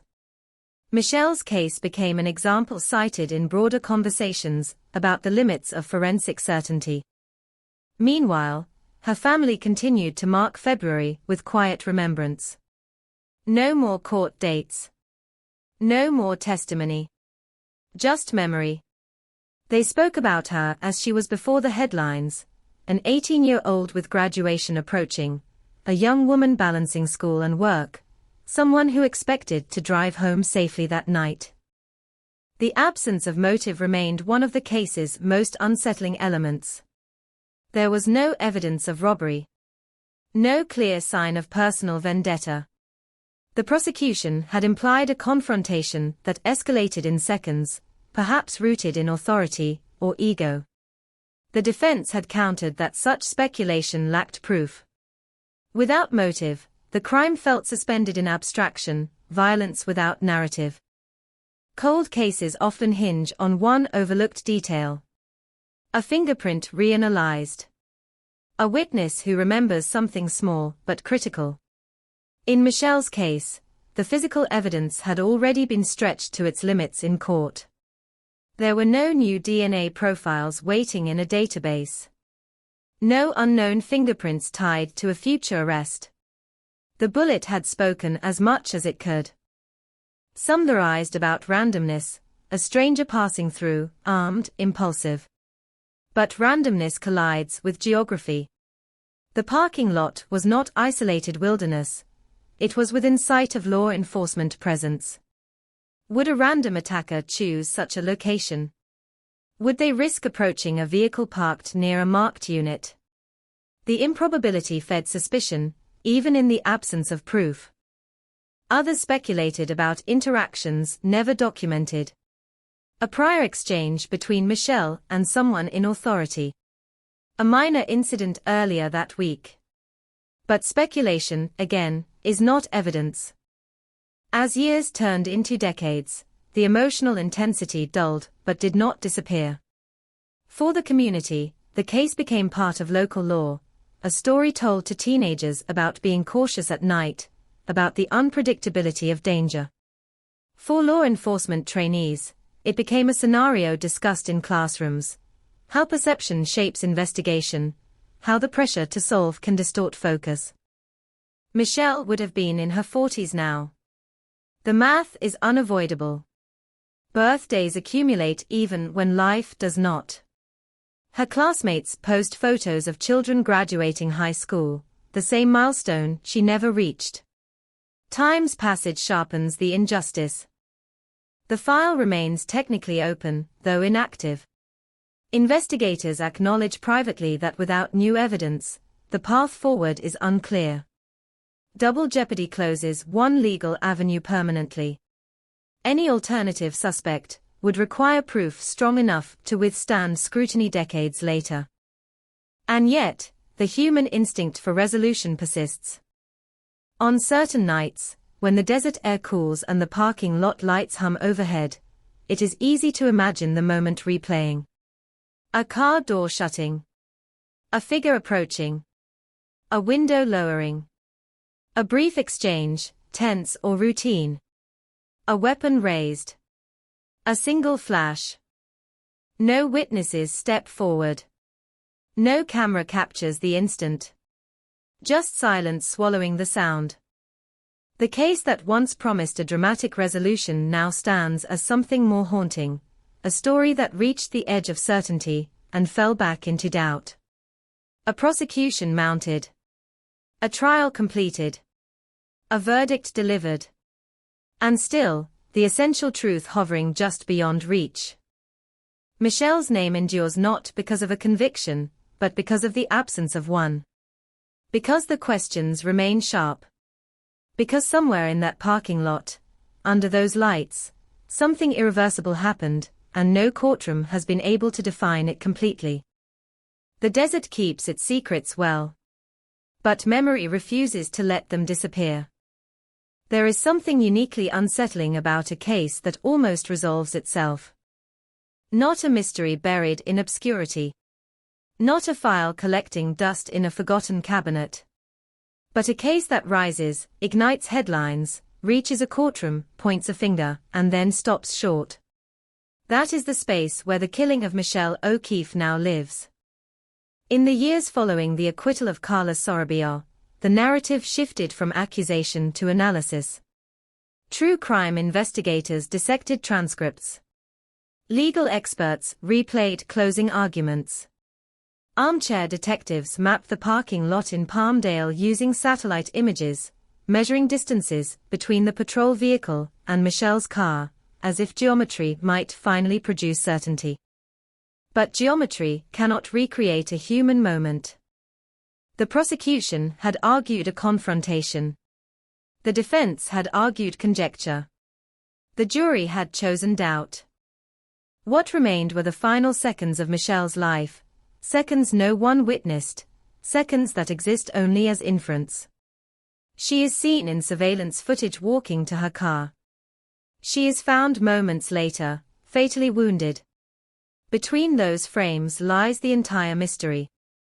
Investigators revisiting the case years later focused on behavioral patterns. They studied how authority figures interact during routine encounters. They examined escalation psychology, how minor perceived defiance can trigger disproportionate responses in high-stress professions. They asked whether something small, almost trivial, could have ignited irreversible violence. But again, no recording. No body camera in 2000. No audio log capturing tone or tension. Only silence. The role of the Los Angeles County Sheriff's Department remains a point of public sensitivity. Even after reforms and technological upgrades, the shadow of that February night lingers in discussions about oversight and internal accountability. The mere possibility that a deputy might have been involved, and then acquitted, left a fracture in trust that does not mend easily. Some former investigators have spoken anonymously over the years. Not to accuse. Not to defend. But to describe the weight of the case. They recall the early misdirection toward another suspect, how interrogation tactics nearly solidified the wrong narrative. They recall the moment suspicion pivoted inward, toward someone wearing the same badge. They describe the internal conflict that followed, the tension between loyalty and obligation to the truth. Cold cases often revolve around missing pieces. In Michelle's case, the pieces exist, but they do not lock together cleanly. The bullet is real. The trajectory measurable. The proximity undeniable. Yet the bridge between possibility and proof collapses under legal standards. And then there is motive. The absence of robbery. The absence of documented personal conflict. The absence of clear intent. Crimes without obvious motive feel more chaotic, more disturbing. They suggest randomness or impulse, forces that cannot be easily predicted or prevented. Was it a misunderstanding amplified by authority? Was it a stranger passing through? Was it an interaction that escalated in a heartbeat? Speculation fills the vacuum, but speculation cannot convict. Michelle's family has aged alongside the unanswered question. In interviews, their tone has evolved. The early years carried urgency, visible anger, public pleas for resolution. Later years carry fatigue. Not resignation, but exhaustion. They speak about remembrance now more than prosecution. About honoring her life rather than chasing headlines. Yet even remembrance carries the echo of that night. The fitness center parking lot has been repainted, resurfaced, modernized. Cars are newer. Cameras sharper. But if you stand there after dark, under artificial light, the atmosphere remains eerily similar. Wide open space. Distant traffic hum. Pockets of shadow between lamp posts. It is not hard to imagine how quickly something can happen without anyone noticing. The case is sometimes cited in law enforcement ethics courses. It underscores how perception shapes narrative. How internal investigations must be airtight when proximity intersects with suspicion. How early tunnel vision can derail justice in one direction, while public pressure can push it in another. But for all its academic dissection, the core remains heartbreakingly simple. An 18-year-old girl was shot once in her car. The years since the trial have not produced new forensic breakthroughs. No latent DNA profile surfaced from preserved evidence. No new witness stepped forward claiming to have seen a figure in the shadows. The silence has remained consistent. There is a psychological toll in unresolved cases that reach public trial. The community experiences a form of narrative whiplash, certainty presented, certainty dismantled. The brain craves conclusion, yet is forced to live with ambiguity. Michelle's story has been told in documentaries, podcasts, long-form articles. Each retelling revisits the same haunting images: the patrol car nearby, the single gunshot, the courtroom verdict. Each retelling asks the same quiet question: what happened in those seconds that no one saw? Perhaps the most chilling element is the brevity.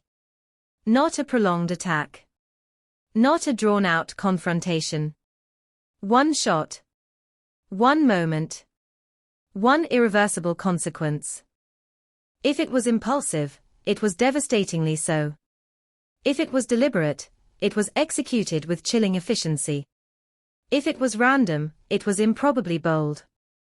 The desert city around that parking lot continues to expand. New neighborhoods rise. New deputies patrol different beats. The physical world evolves, while the unanswered question remains anchored in 2000. Sometimes justice is a gavel strike. Sometimes it is a confession. And sometimes it is neither.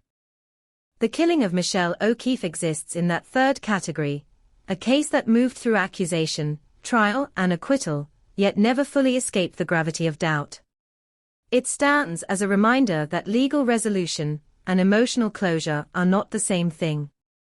On quiet nights, when headlights sweep across empty pavement and engines idle before pulling away, the scene replays in imagination. A young woman in the driver's seat. A figure approaching from the glow of a patrol light. A conversation lost to time. A single flash. And then, as always, silence. By the time the case slipped into its third decade, it no longer felt like a headline. It felt like a scar. The name Michelle O'Keefe still carried weight in Palmdale, but the urgency of sirens had long faded into the low hum of memory. What remained was something quieter and more unsettling, a question that had survived investigation, accusation, trial, and acquittal without ever being extinguished.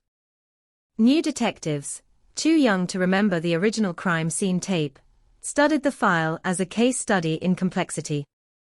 They read through early reports, the misdirected suspicion toward a different young man, the pivot years later toward Carlos Sorabia. They examined transcripts from the trial, the forensic testimony, the competing narratives about proximity and probability. They weren't trying to reopen the prosecution. Legally, that path was closed. But understanding the anatomy of the case mattered. It mattered for future investigations. For preventing tunnel vision. For recognizing how pressure can distort perception. The patrol logs from February 22, 2000 were reviewed again in training rooms. Timestamp by timestamp. A deputy assigned to monitor a commercial parking lot. A teenage girl finishing her shift. A gunshot that no one definitively reported hearing. Minutes later, the discovery. The simplicity of the sequence is what makes it so disturbing. Some analysts revisited the ballistic evidence from an academic standpoint. They debated the strength of firearm comparison testimony in general. Across the country, forensic science itself was undergoing scrutiny, questions about overstated certainty, about the language experts use in court. Michelle's case fit into that broader conversation. It became part of a national dialogue about how evidence is interpreted and presented. But no debate could alter the physical fact: she was shot at close range. Close range implies presence. Presence implies encounter. Encounter implies interaction. What was said in that interaction remains sealed in silence. There were moments, over the years, when speculation flared again. Anonymous online posts claiming hidden knowledge. Rumors circulating through community forums. Each time, investigators quietly evaluated the claims, only to find nothing concrete beneath them. No new witness emerged with credible detail. No overlooked security footage surfaced from a forgotten hard drive. The world had changed dramatically since 2000. Smartphones now capture everything. Social media documents movement in real time. But Michelle lived, and died, in the final years before that constant digital trail became normal. Her last minutes exist only in grainy surveillance stills and forensic diagrams. For her family, technology's advancement is a bitter irony. If the same event occurred today, perhaps it would be recorded from multiple angles. Perhaps a body camera would have preserved audio. Perhaps GPS logs would eliminate ambiguity about location. Instead, they are left with maybes. The Los Angeles County Sheriff's Department continues to operate under policies shaped, in part, by cases like this. Vehicle tracking systems are standard. Body cameras are routine. Documentation requirements are stricter. Institutional memory carries lessons written in tragedy. Yet institutional growth does not answer personal loss. On anniversaries, Michelle's classmates share aging photographs online, yearbook portraits frozen in 1999 and 2000. The contrast is stark. They have lines on their faces now. She does not. They speak about her laugh, her kindness, her ordinariness. There is something profoundly cruel about violence that interrupts an ordinary life. The debate over what likely happened that night has never fully disappeared. Some still believe the prosecution's theory made sense, that proximity, access to a service weapon, and subtle inconsistencies formed a compelling pattern. Others insist the acquittal revealed the weakness of circumstantial inference. But belief is not evidence. The parking lot remains accessible to anyone who wants to stand there and imagine.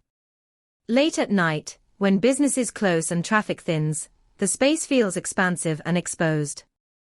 The same fluorescent glow washes over asphalt. Cars idle briefly before departing.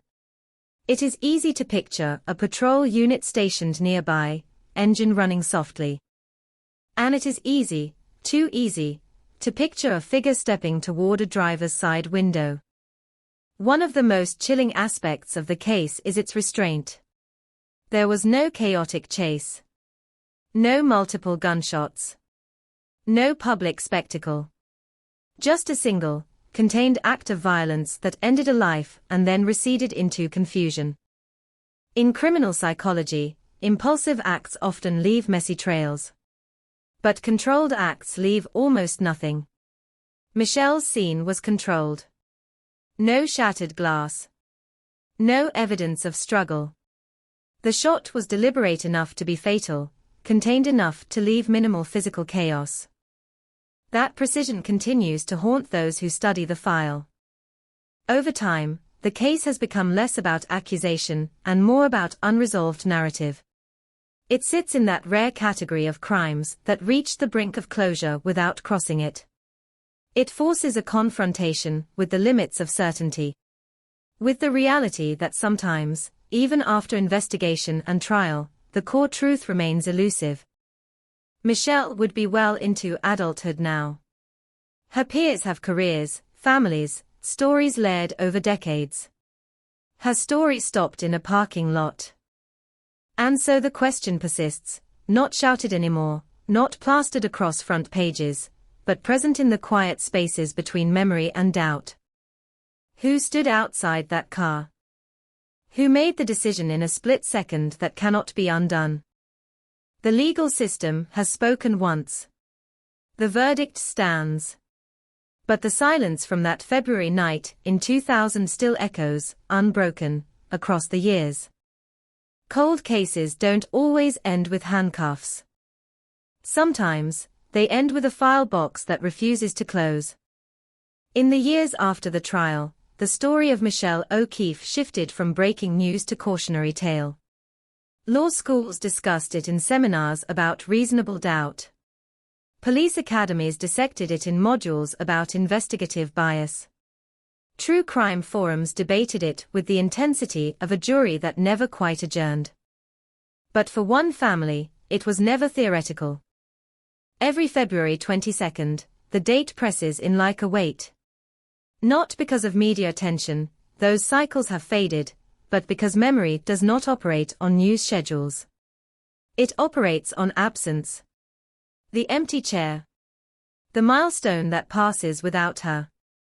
In Palmdale, the parking lot no longer feels infamous to most passers-by. New businesses have come and gone. Asphalt has been repaved. Security cameras upgraded. Time has done what it always does to physical spaces, it smooths them over. But time has not smoothed over the central contradiction. The prosecution once argued that the convergence of proximity, opportunity, and a department-issued firearm pointed squarely toward Carla Sorabio. The defense countered with gaps in timing, in forensic certainty, in the narrative thread that would connect suspicion to proof beyond a reasonable doubt. A jury listened. A jury deliberated. A jury acquitted. In the American justice system, that verdict is not ambiguous. It is final. And yet finality does not equal clarity. Across the country, conversations about forensic science have grown louder over the past decade. Courts have re-examined how experts express confidence in ballistics comparisons. Academic panels debate statistical thresholds. Some convictions have been overturned in other cases, after new methodologies challenged older assumptions. Michelle's case often surfaces in those broader discussions, not as an example of wrongful conviction, but as an example of how the presentation of scientific evidence can shape perception, without ever fully resolving uncertainty. It is uncomfortable to admit, but justice is sometimes a spectrum of probabilities rather than a single illuminated point. Investigators who review the file today often approach it not with a prosecutorial lens, but with a systems lens. Where did early assumptions narrow focus? How might digital tools, GPS telemetry, body camera audio, automatic license plate readers, have altered the evidentiary landscape? What blind spots existed simply because the year was 2000? The answers are speculative. But speculation is all that remains. What is not speculative is the simplicity of the scene. A teenage girl in her car after work. A single gunshot. No witnesses stepping forward with definitive clarity. No surveillance capturing the moment itself. Just fragments, partial views, overlapping timelines, human memory. Human memory, of course, degrades. It reshapes. It fills in blanks unconsciously. The case file holds interviews conducted days after the murder, weeks after, months after. Subtle shifts appear in language. Words sharpen or soften. Certainty creeps in where hesitation once lived. That evolution is not sinister, it is human. But in a courtroom, humanity can complicate truth. The Los Angeles County Sheriff's Department has undergone leadership changes, policy reforms, technological upgrades. Deputies now operate in an era of constant recording and digital oversight. The environment that existed on that February night has largely disappeared. And yet, institutional progress does not retroactively illuminate the past. There is a particular kind of cruelty in unresolved cases. They do not offer villains to point at with confidence. They do not offer endings that feel earned. Instead, they leave space for doubt, for debate, for competing narratives that coexist without resolution. Some who followed the trial remain convinced that the most likely explanation was presented in court. Others remain equally convinced that likelihood is not proof, and that the acquittal was the only legally sound outcome. Both positions can exist simultaneously. That tension is what gives the case its enduring gravity. In documentaries and podcasts, the story is often framed as a mystery wrapped inside an acquittal. But at its core, it is something simpler and more devastating, a young life interrupted, and a question that never received a definitive answer. There is no dramatic twist waiting in sealed evidence. No last-minute confession discovered in a forgotten envelope. The legal chapter has closed. Appeals are exhausted. Double jeopardy protections stand firm. All that remains is reflection. If justice is defined strictly by courtroom outcomes, then the system functioned as designed. Evidence was presented. Doubt was weighed. A verdict was delivered. If justice is defined by certainty, by knowing, beyond argument, what happened in those final moments, then it remains out of reach.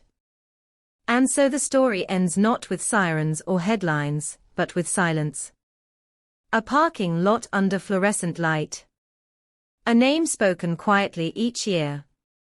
A file that can be archived, but never truly forgotten. The echo of one unanswered question, carrying forward long after the world has moved on. There is a moment in every long unsolved case, when the evidence stops changing and the meaning starts shifting. For years, the name Michelle O'Keefe was attached to headlines about accusation and acquittal. But over time, the conversation has evolved. It is no longer just about who might have pulled a trigger in a dimly lit parking lot in Palmdale. It is about how systems respond under pressure. How narratives form. How doubt lives on. When the jury cleared Carla Sorabio, the legal process reached its conclusion. But emotionally, the story fractured into parallel realities. In one reality, a plausible theory failed to meet the burden of proof. In another, an innocent man endured years of suspicion built on proximity and circumstance. Both realities exist in public discourse. Neither erases the other. That duality is what makes the case linger. Inside the archives of the Los Angeles County Sheriff's Department, Michelle's file is not just a record of a crime. It is a study in scrutiny. It is cited in internal conversations about documentation, about preserving scene integrity, about the risks of interpretive drift when timelines are tight and expectations are high. Young deputies now train in an environment where nearly every interaction is recorded.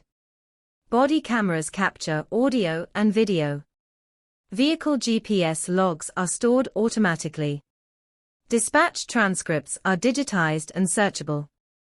In 2000, much of that infrastructure simply didn't exist in the same way.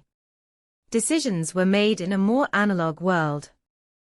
It is impossible not to wonder how a single additional data point might have altered everything.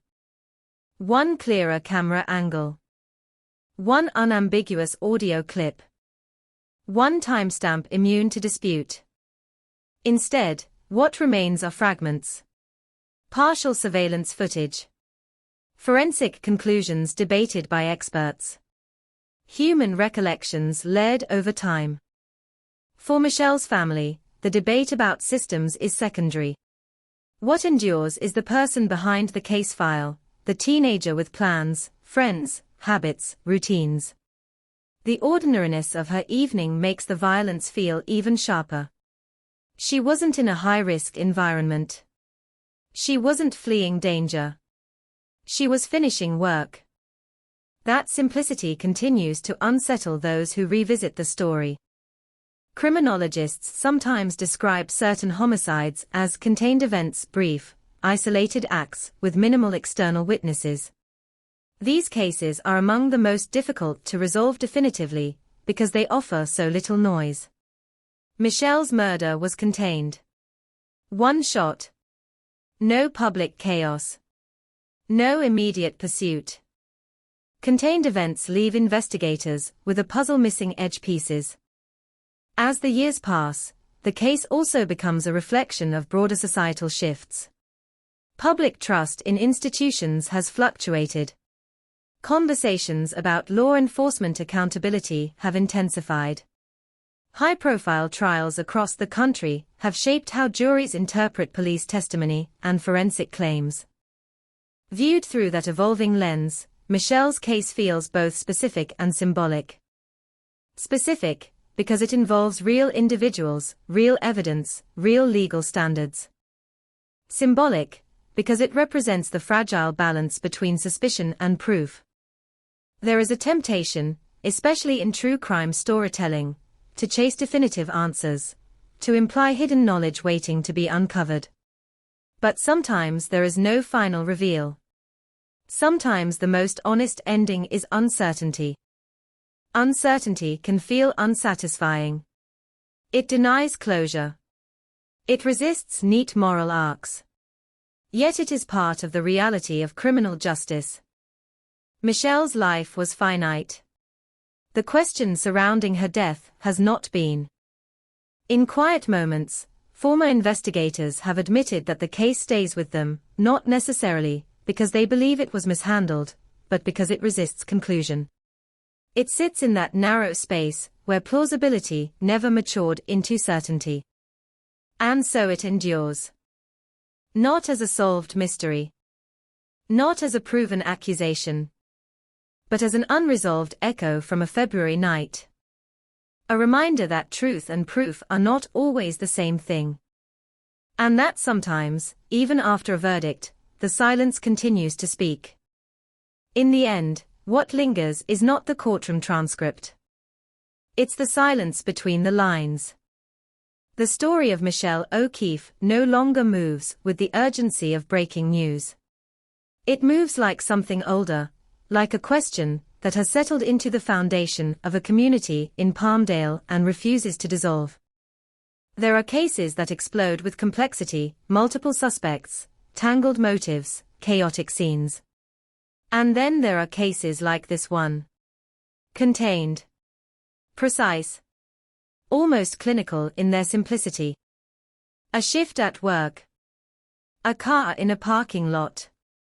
A single gunshot. The legal battle that followed would stretch nearly a decade, placing former Deputy Carlos Sorabio under a spotlight few officers ever face. The prosecution constructed a narrative built on proximity and access. The defense dismantled it piece by piece, arguing that suspicion is not the same as proof. A jury agreed with that distinction. When the verdict came down, it did not answer the deeper question. It answered only the legal one: had the state eliminated reasonable doubt? The jurors said no. And so the system closed its file. But human memory does not close so easily.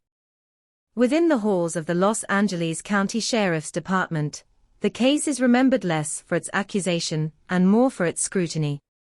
It became a quiet turning point in conversations about transparency, about evidence handling, about how investigations intersect with public perception. Policies changed over time. Technology evolved. Oversight increased. The landscape of policing in the decades since has shifted dramatically. But evolution does not rewrite history. For Michelle's family, the years have created distance, but not detachment. Milestones pass with an unspoken subtraction. Birthdays that would have been. Achievements that never unfolded. The math of absence is relentless. There is a particular cruelty in unresolved loss. It denies the finality that even a painful truth can provide. It leaves space where certainty should live. Experts who revisit the case today often approach it not with accusation, but with humility. They acknowledge how narrow the margins were. How much rested on interpretation. How a single evidentiary detail, interpreted slightly differently, might have shifted perception inside that jury room. That fragility is what makes the story endure. It reminds us that justice is not omniscient. It is procedural. Structured. Bound by standards designed to protect against wrongful conviction. Those standards sometimes mean that unanswered questions remain unanswered. Michelle's case stands as a testament to that tension. It is not a story of proven guilt. It is not a story of proven innocence in the broader moral sense. It is a story of legal insufficiency, of doubt that could not be erased. And beyond all analysis, beyond institutional reflection, beyond the debates about forensic language and investigative focus, there remains a single, unchanging fact. A 17-year-old girl lost her life in a place that should have been ordinary. No verdict can alter that. The parking lot still exists. The night air in late February still carries a chill. Fluorescent lights still cast long shadows across asphalt. The world has modernized around that space, but the memory embedded there has not faded completely. Some cases close with confessions. Some close with convictions. Some close with clarity. And some, like this one, close with silence. Not an empty silence, but a weighted one. The kind that lingers long after the sirens stop. The kind that reminds us that justice, in its most honest form, is not always resolution. Sometimes, it is simply the acknowledgement of doubt. Long after the transcripts are boxed. Long after the appeals expire. Long after headlines surrender their space to newer tragedies. Some stories remain. The name Michelle O'Keefe does not dominate national conversation anymore.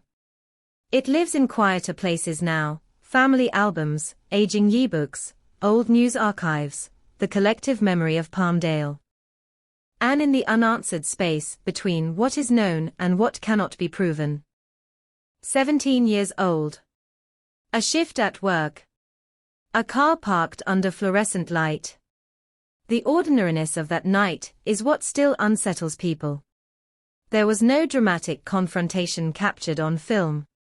No frantic 911 call echoing through speakers.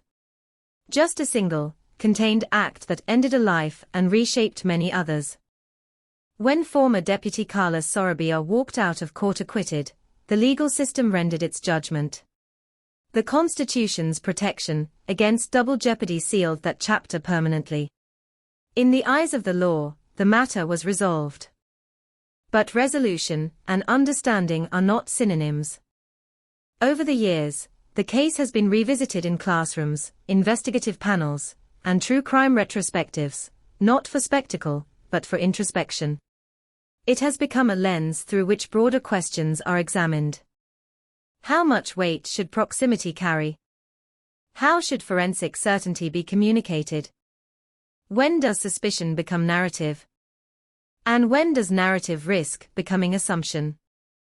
Inside the evolving culture of the Los Angeles County Sheriff's Department, the echoes of this case exist as institutional memory.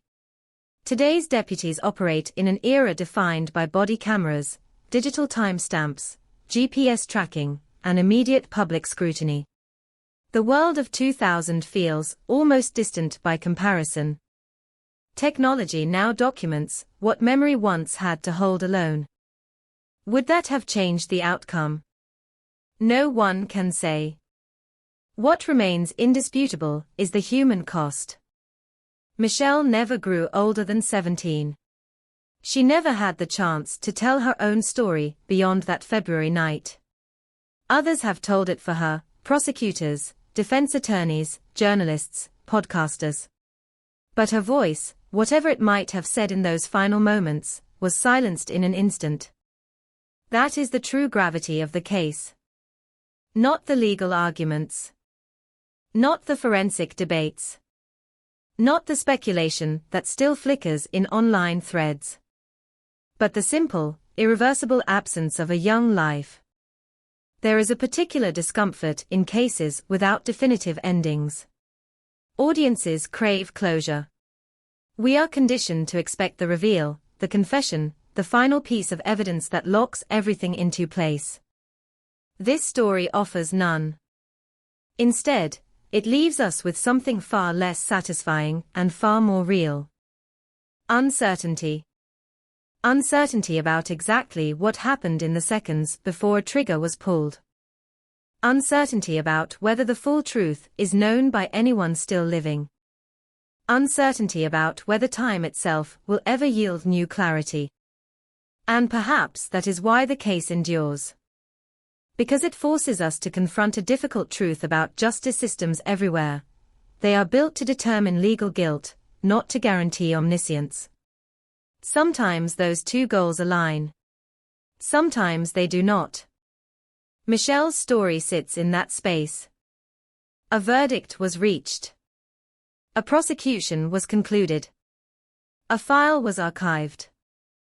But a question remains. In the stillness of a parking lot in Palmdale, under lights that hum the same way they did in 2000, it is possible to stand in the quiet and feel the weight of it. Not outrage. Not certainty. Just wait. And maybe that is where this story truly ends. Not with an answer, but with a reminder that behind every unresolved case is a human life. And behind every human life is a silence that no verdict can fully fill. There is something haunting about places that continue as if nothing happened. Morning arrives in Palmdale the way it always does. Sunlight stretching across wide streets, commuters moving through routines, businesses unlocking their doors. The world does not pause for memory. It rarely does. But memory pauses for the world. More than 2 decades after the death of Michelle O'Keefe, the case no longer occupies the front page. It exists in archives, in court records, in documentaries that resurface it for new audiences who were children, or not yet born, when it first unfolded. Time has created emotional distance for the public. It has not erased impact. For investigators who once walked that parking lot with flashlights cutting through the dark, the scene is frozen in a way geography is not. They remember where the patrol car Saturday. Where the vehicle door was open. The exact angle of fluorescent light against metal. Memory preserves what asphalt forgets. Within the broader institution of the Los Angeles County Sheriff's Department, the case became part of an internal reckoning about perception, about procedure, about how investigations unfold when the spotlight turns inward. Law enforcement agencies are accustomed to pursuing suspects. They are less accustomed to becoming the center of suspicion themselves. That shift changes everything. The scrutiny was intense. Public trust wavered. Careers were altered permanently, regardless of verdict. Even acquittal does not rewind reputation. It does not restore anonymity. It simply closes the legal door. And behind that closed door, questions remain suspended. What truly happened in those final seconds? Was it an encounter gone wrong? An impulsive act? A theory misconstructed? A truth that will never be spoken? The difficulty with unanswered questions is that they invite narrative. Humans are storytellers by nature. We fill gaps. We seek patterns. We build coherence where randomness feels intolerable. But sometimes randomness is exactly what exists. The older this case becomes, the more it resists dramatization. There was no elaborate conspiracy unearthed. No late confession delivered in a trembling voice. No technological breakthrough that suddenly illuminated the dark. There was only a trial. A verdict. And silence. Michelle would be nearing middle age now. The classmates who once attended vigils have raised families of their own. The teachers who knew her have retired. The world she left behind kept evolving, as it always does. That forward motion is both comforting and cruel. Comforting because life continues. Cruel because hers did not. In many ways, this story stands as a meditation on the limits of certainty. Modern audiences often expect that every mystery has a solution waiting patiently to be discovered. But history tells a different story. Some events settle into permanent ambiguity. And ambiguity is difficult to live with. It challenges the instinct to categorize, to label something cleanly as solved or unsolved, guilty or innocent, resolved or tragic.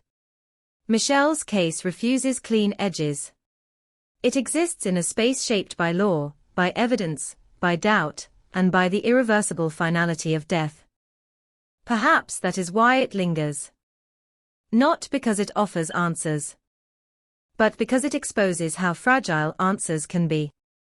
If you stand in that parking lot at night, there is nothing outwardly remarkable about it. Cars come and go. Engines idle. Doors close. Overhead lights hum faintly. Ordinary sounds. Ordinary movement. And yet, layered beneath the ordinary, there is history. A moment that cannot be replayed. A truth that cannot be fully reconstructed. A life that cannot be restored. In the end, the story does not conclude with revelation. It concludes with recognition. Recognition that justice systems operate within human limits. Recognition that doubt can outlive decades. Recognition that behind every case file is a person whose story deserved more time. The world moves forward. But somewhere between memory and silence, the question remains, quiet, persistent, unresolved. And sometimes, that quiet is the loudest thing of all. When a story stretches across decades, it stops being just about a moment. It becomes about what survives that moment. The name Michelle O'Keefe survives. Not in headlines anymore. Not in nightly news segments. But in quieter ways, spoken softly by family, remembered by classmates, revisited by those who study the fragile architecture of justice. In Palmdale, the parking lot has long since blended back into the rhythm of daily life. Fresh paint. New tenants. Different cars idling beneath the same artificial glow. To a stranger, it is just another commercial strip in Southern California. But history does not disappear simply because it is no longer visible. The legal chapter involving Carla Sorabiar is closed. The acquittal stands. The Constitution ensures it will stand. In the eyes of the law, the question of criminal guilt has been answered as definitively as the system allows. And yet, the emotional question lingers. Who stood outside that driver's side window? What was said, if anything, before the shot? Was the truth fully uncovered, or does it live only in the memory of someone who has never spoken it aloud? These are questions without procedural pathways. There is no pending appeal. No new suspect under investigation. No press conference scheduled. There is only time. Time has a way of sanding down outrage, but sharpening reflection. In the years since Michelle's death, conversations about forensic science, investigative bias, and institutional accountability have grown louder nationwide. Cases like this are often referenced not for spectacle, but for caution, for the reminder that proximity is not proof, and that proof must withstand the highest scrutiny. Within the culture of the Los Angeles County Sheriff's Department, the legacy of that scrutiny persists. Today's deputies operate in an era defined by transparency tools that barely existed in 2000, body cameras recording every interaction, GPS tracking every patrol route, digital logs preserving every timestamp. Technology now captures what memory once struggled to hold. Would that have changed the outcome? Perhaps. Or perhaps the ambiguity would have remained. Because even in an age of constant recording, interpretation still matters. Context still matters. Human judgment still sits at the center of justice. Michelle's story ultimately resists transformation into something cinematic. There is no final twist. No last-minute revelation. No hidden evidence waiting to be discovered in a forgotten box. What remains instead is something quieter, and in its own way, heavier. A reminder that not every tragedy ends with clarity. A reminder that legal resolution is not the same as emotional closure. A reminder that doubt can endure long after verdicts are read. Most of all, what remains is a life interrupted. 17 years old. Plans unfinished. Conversations never completed.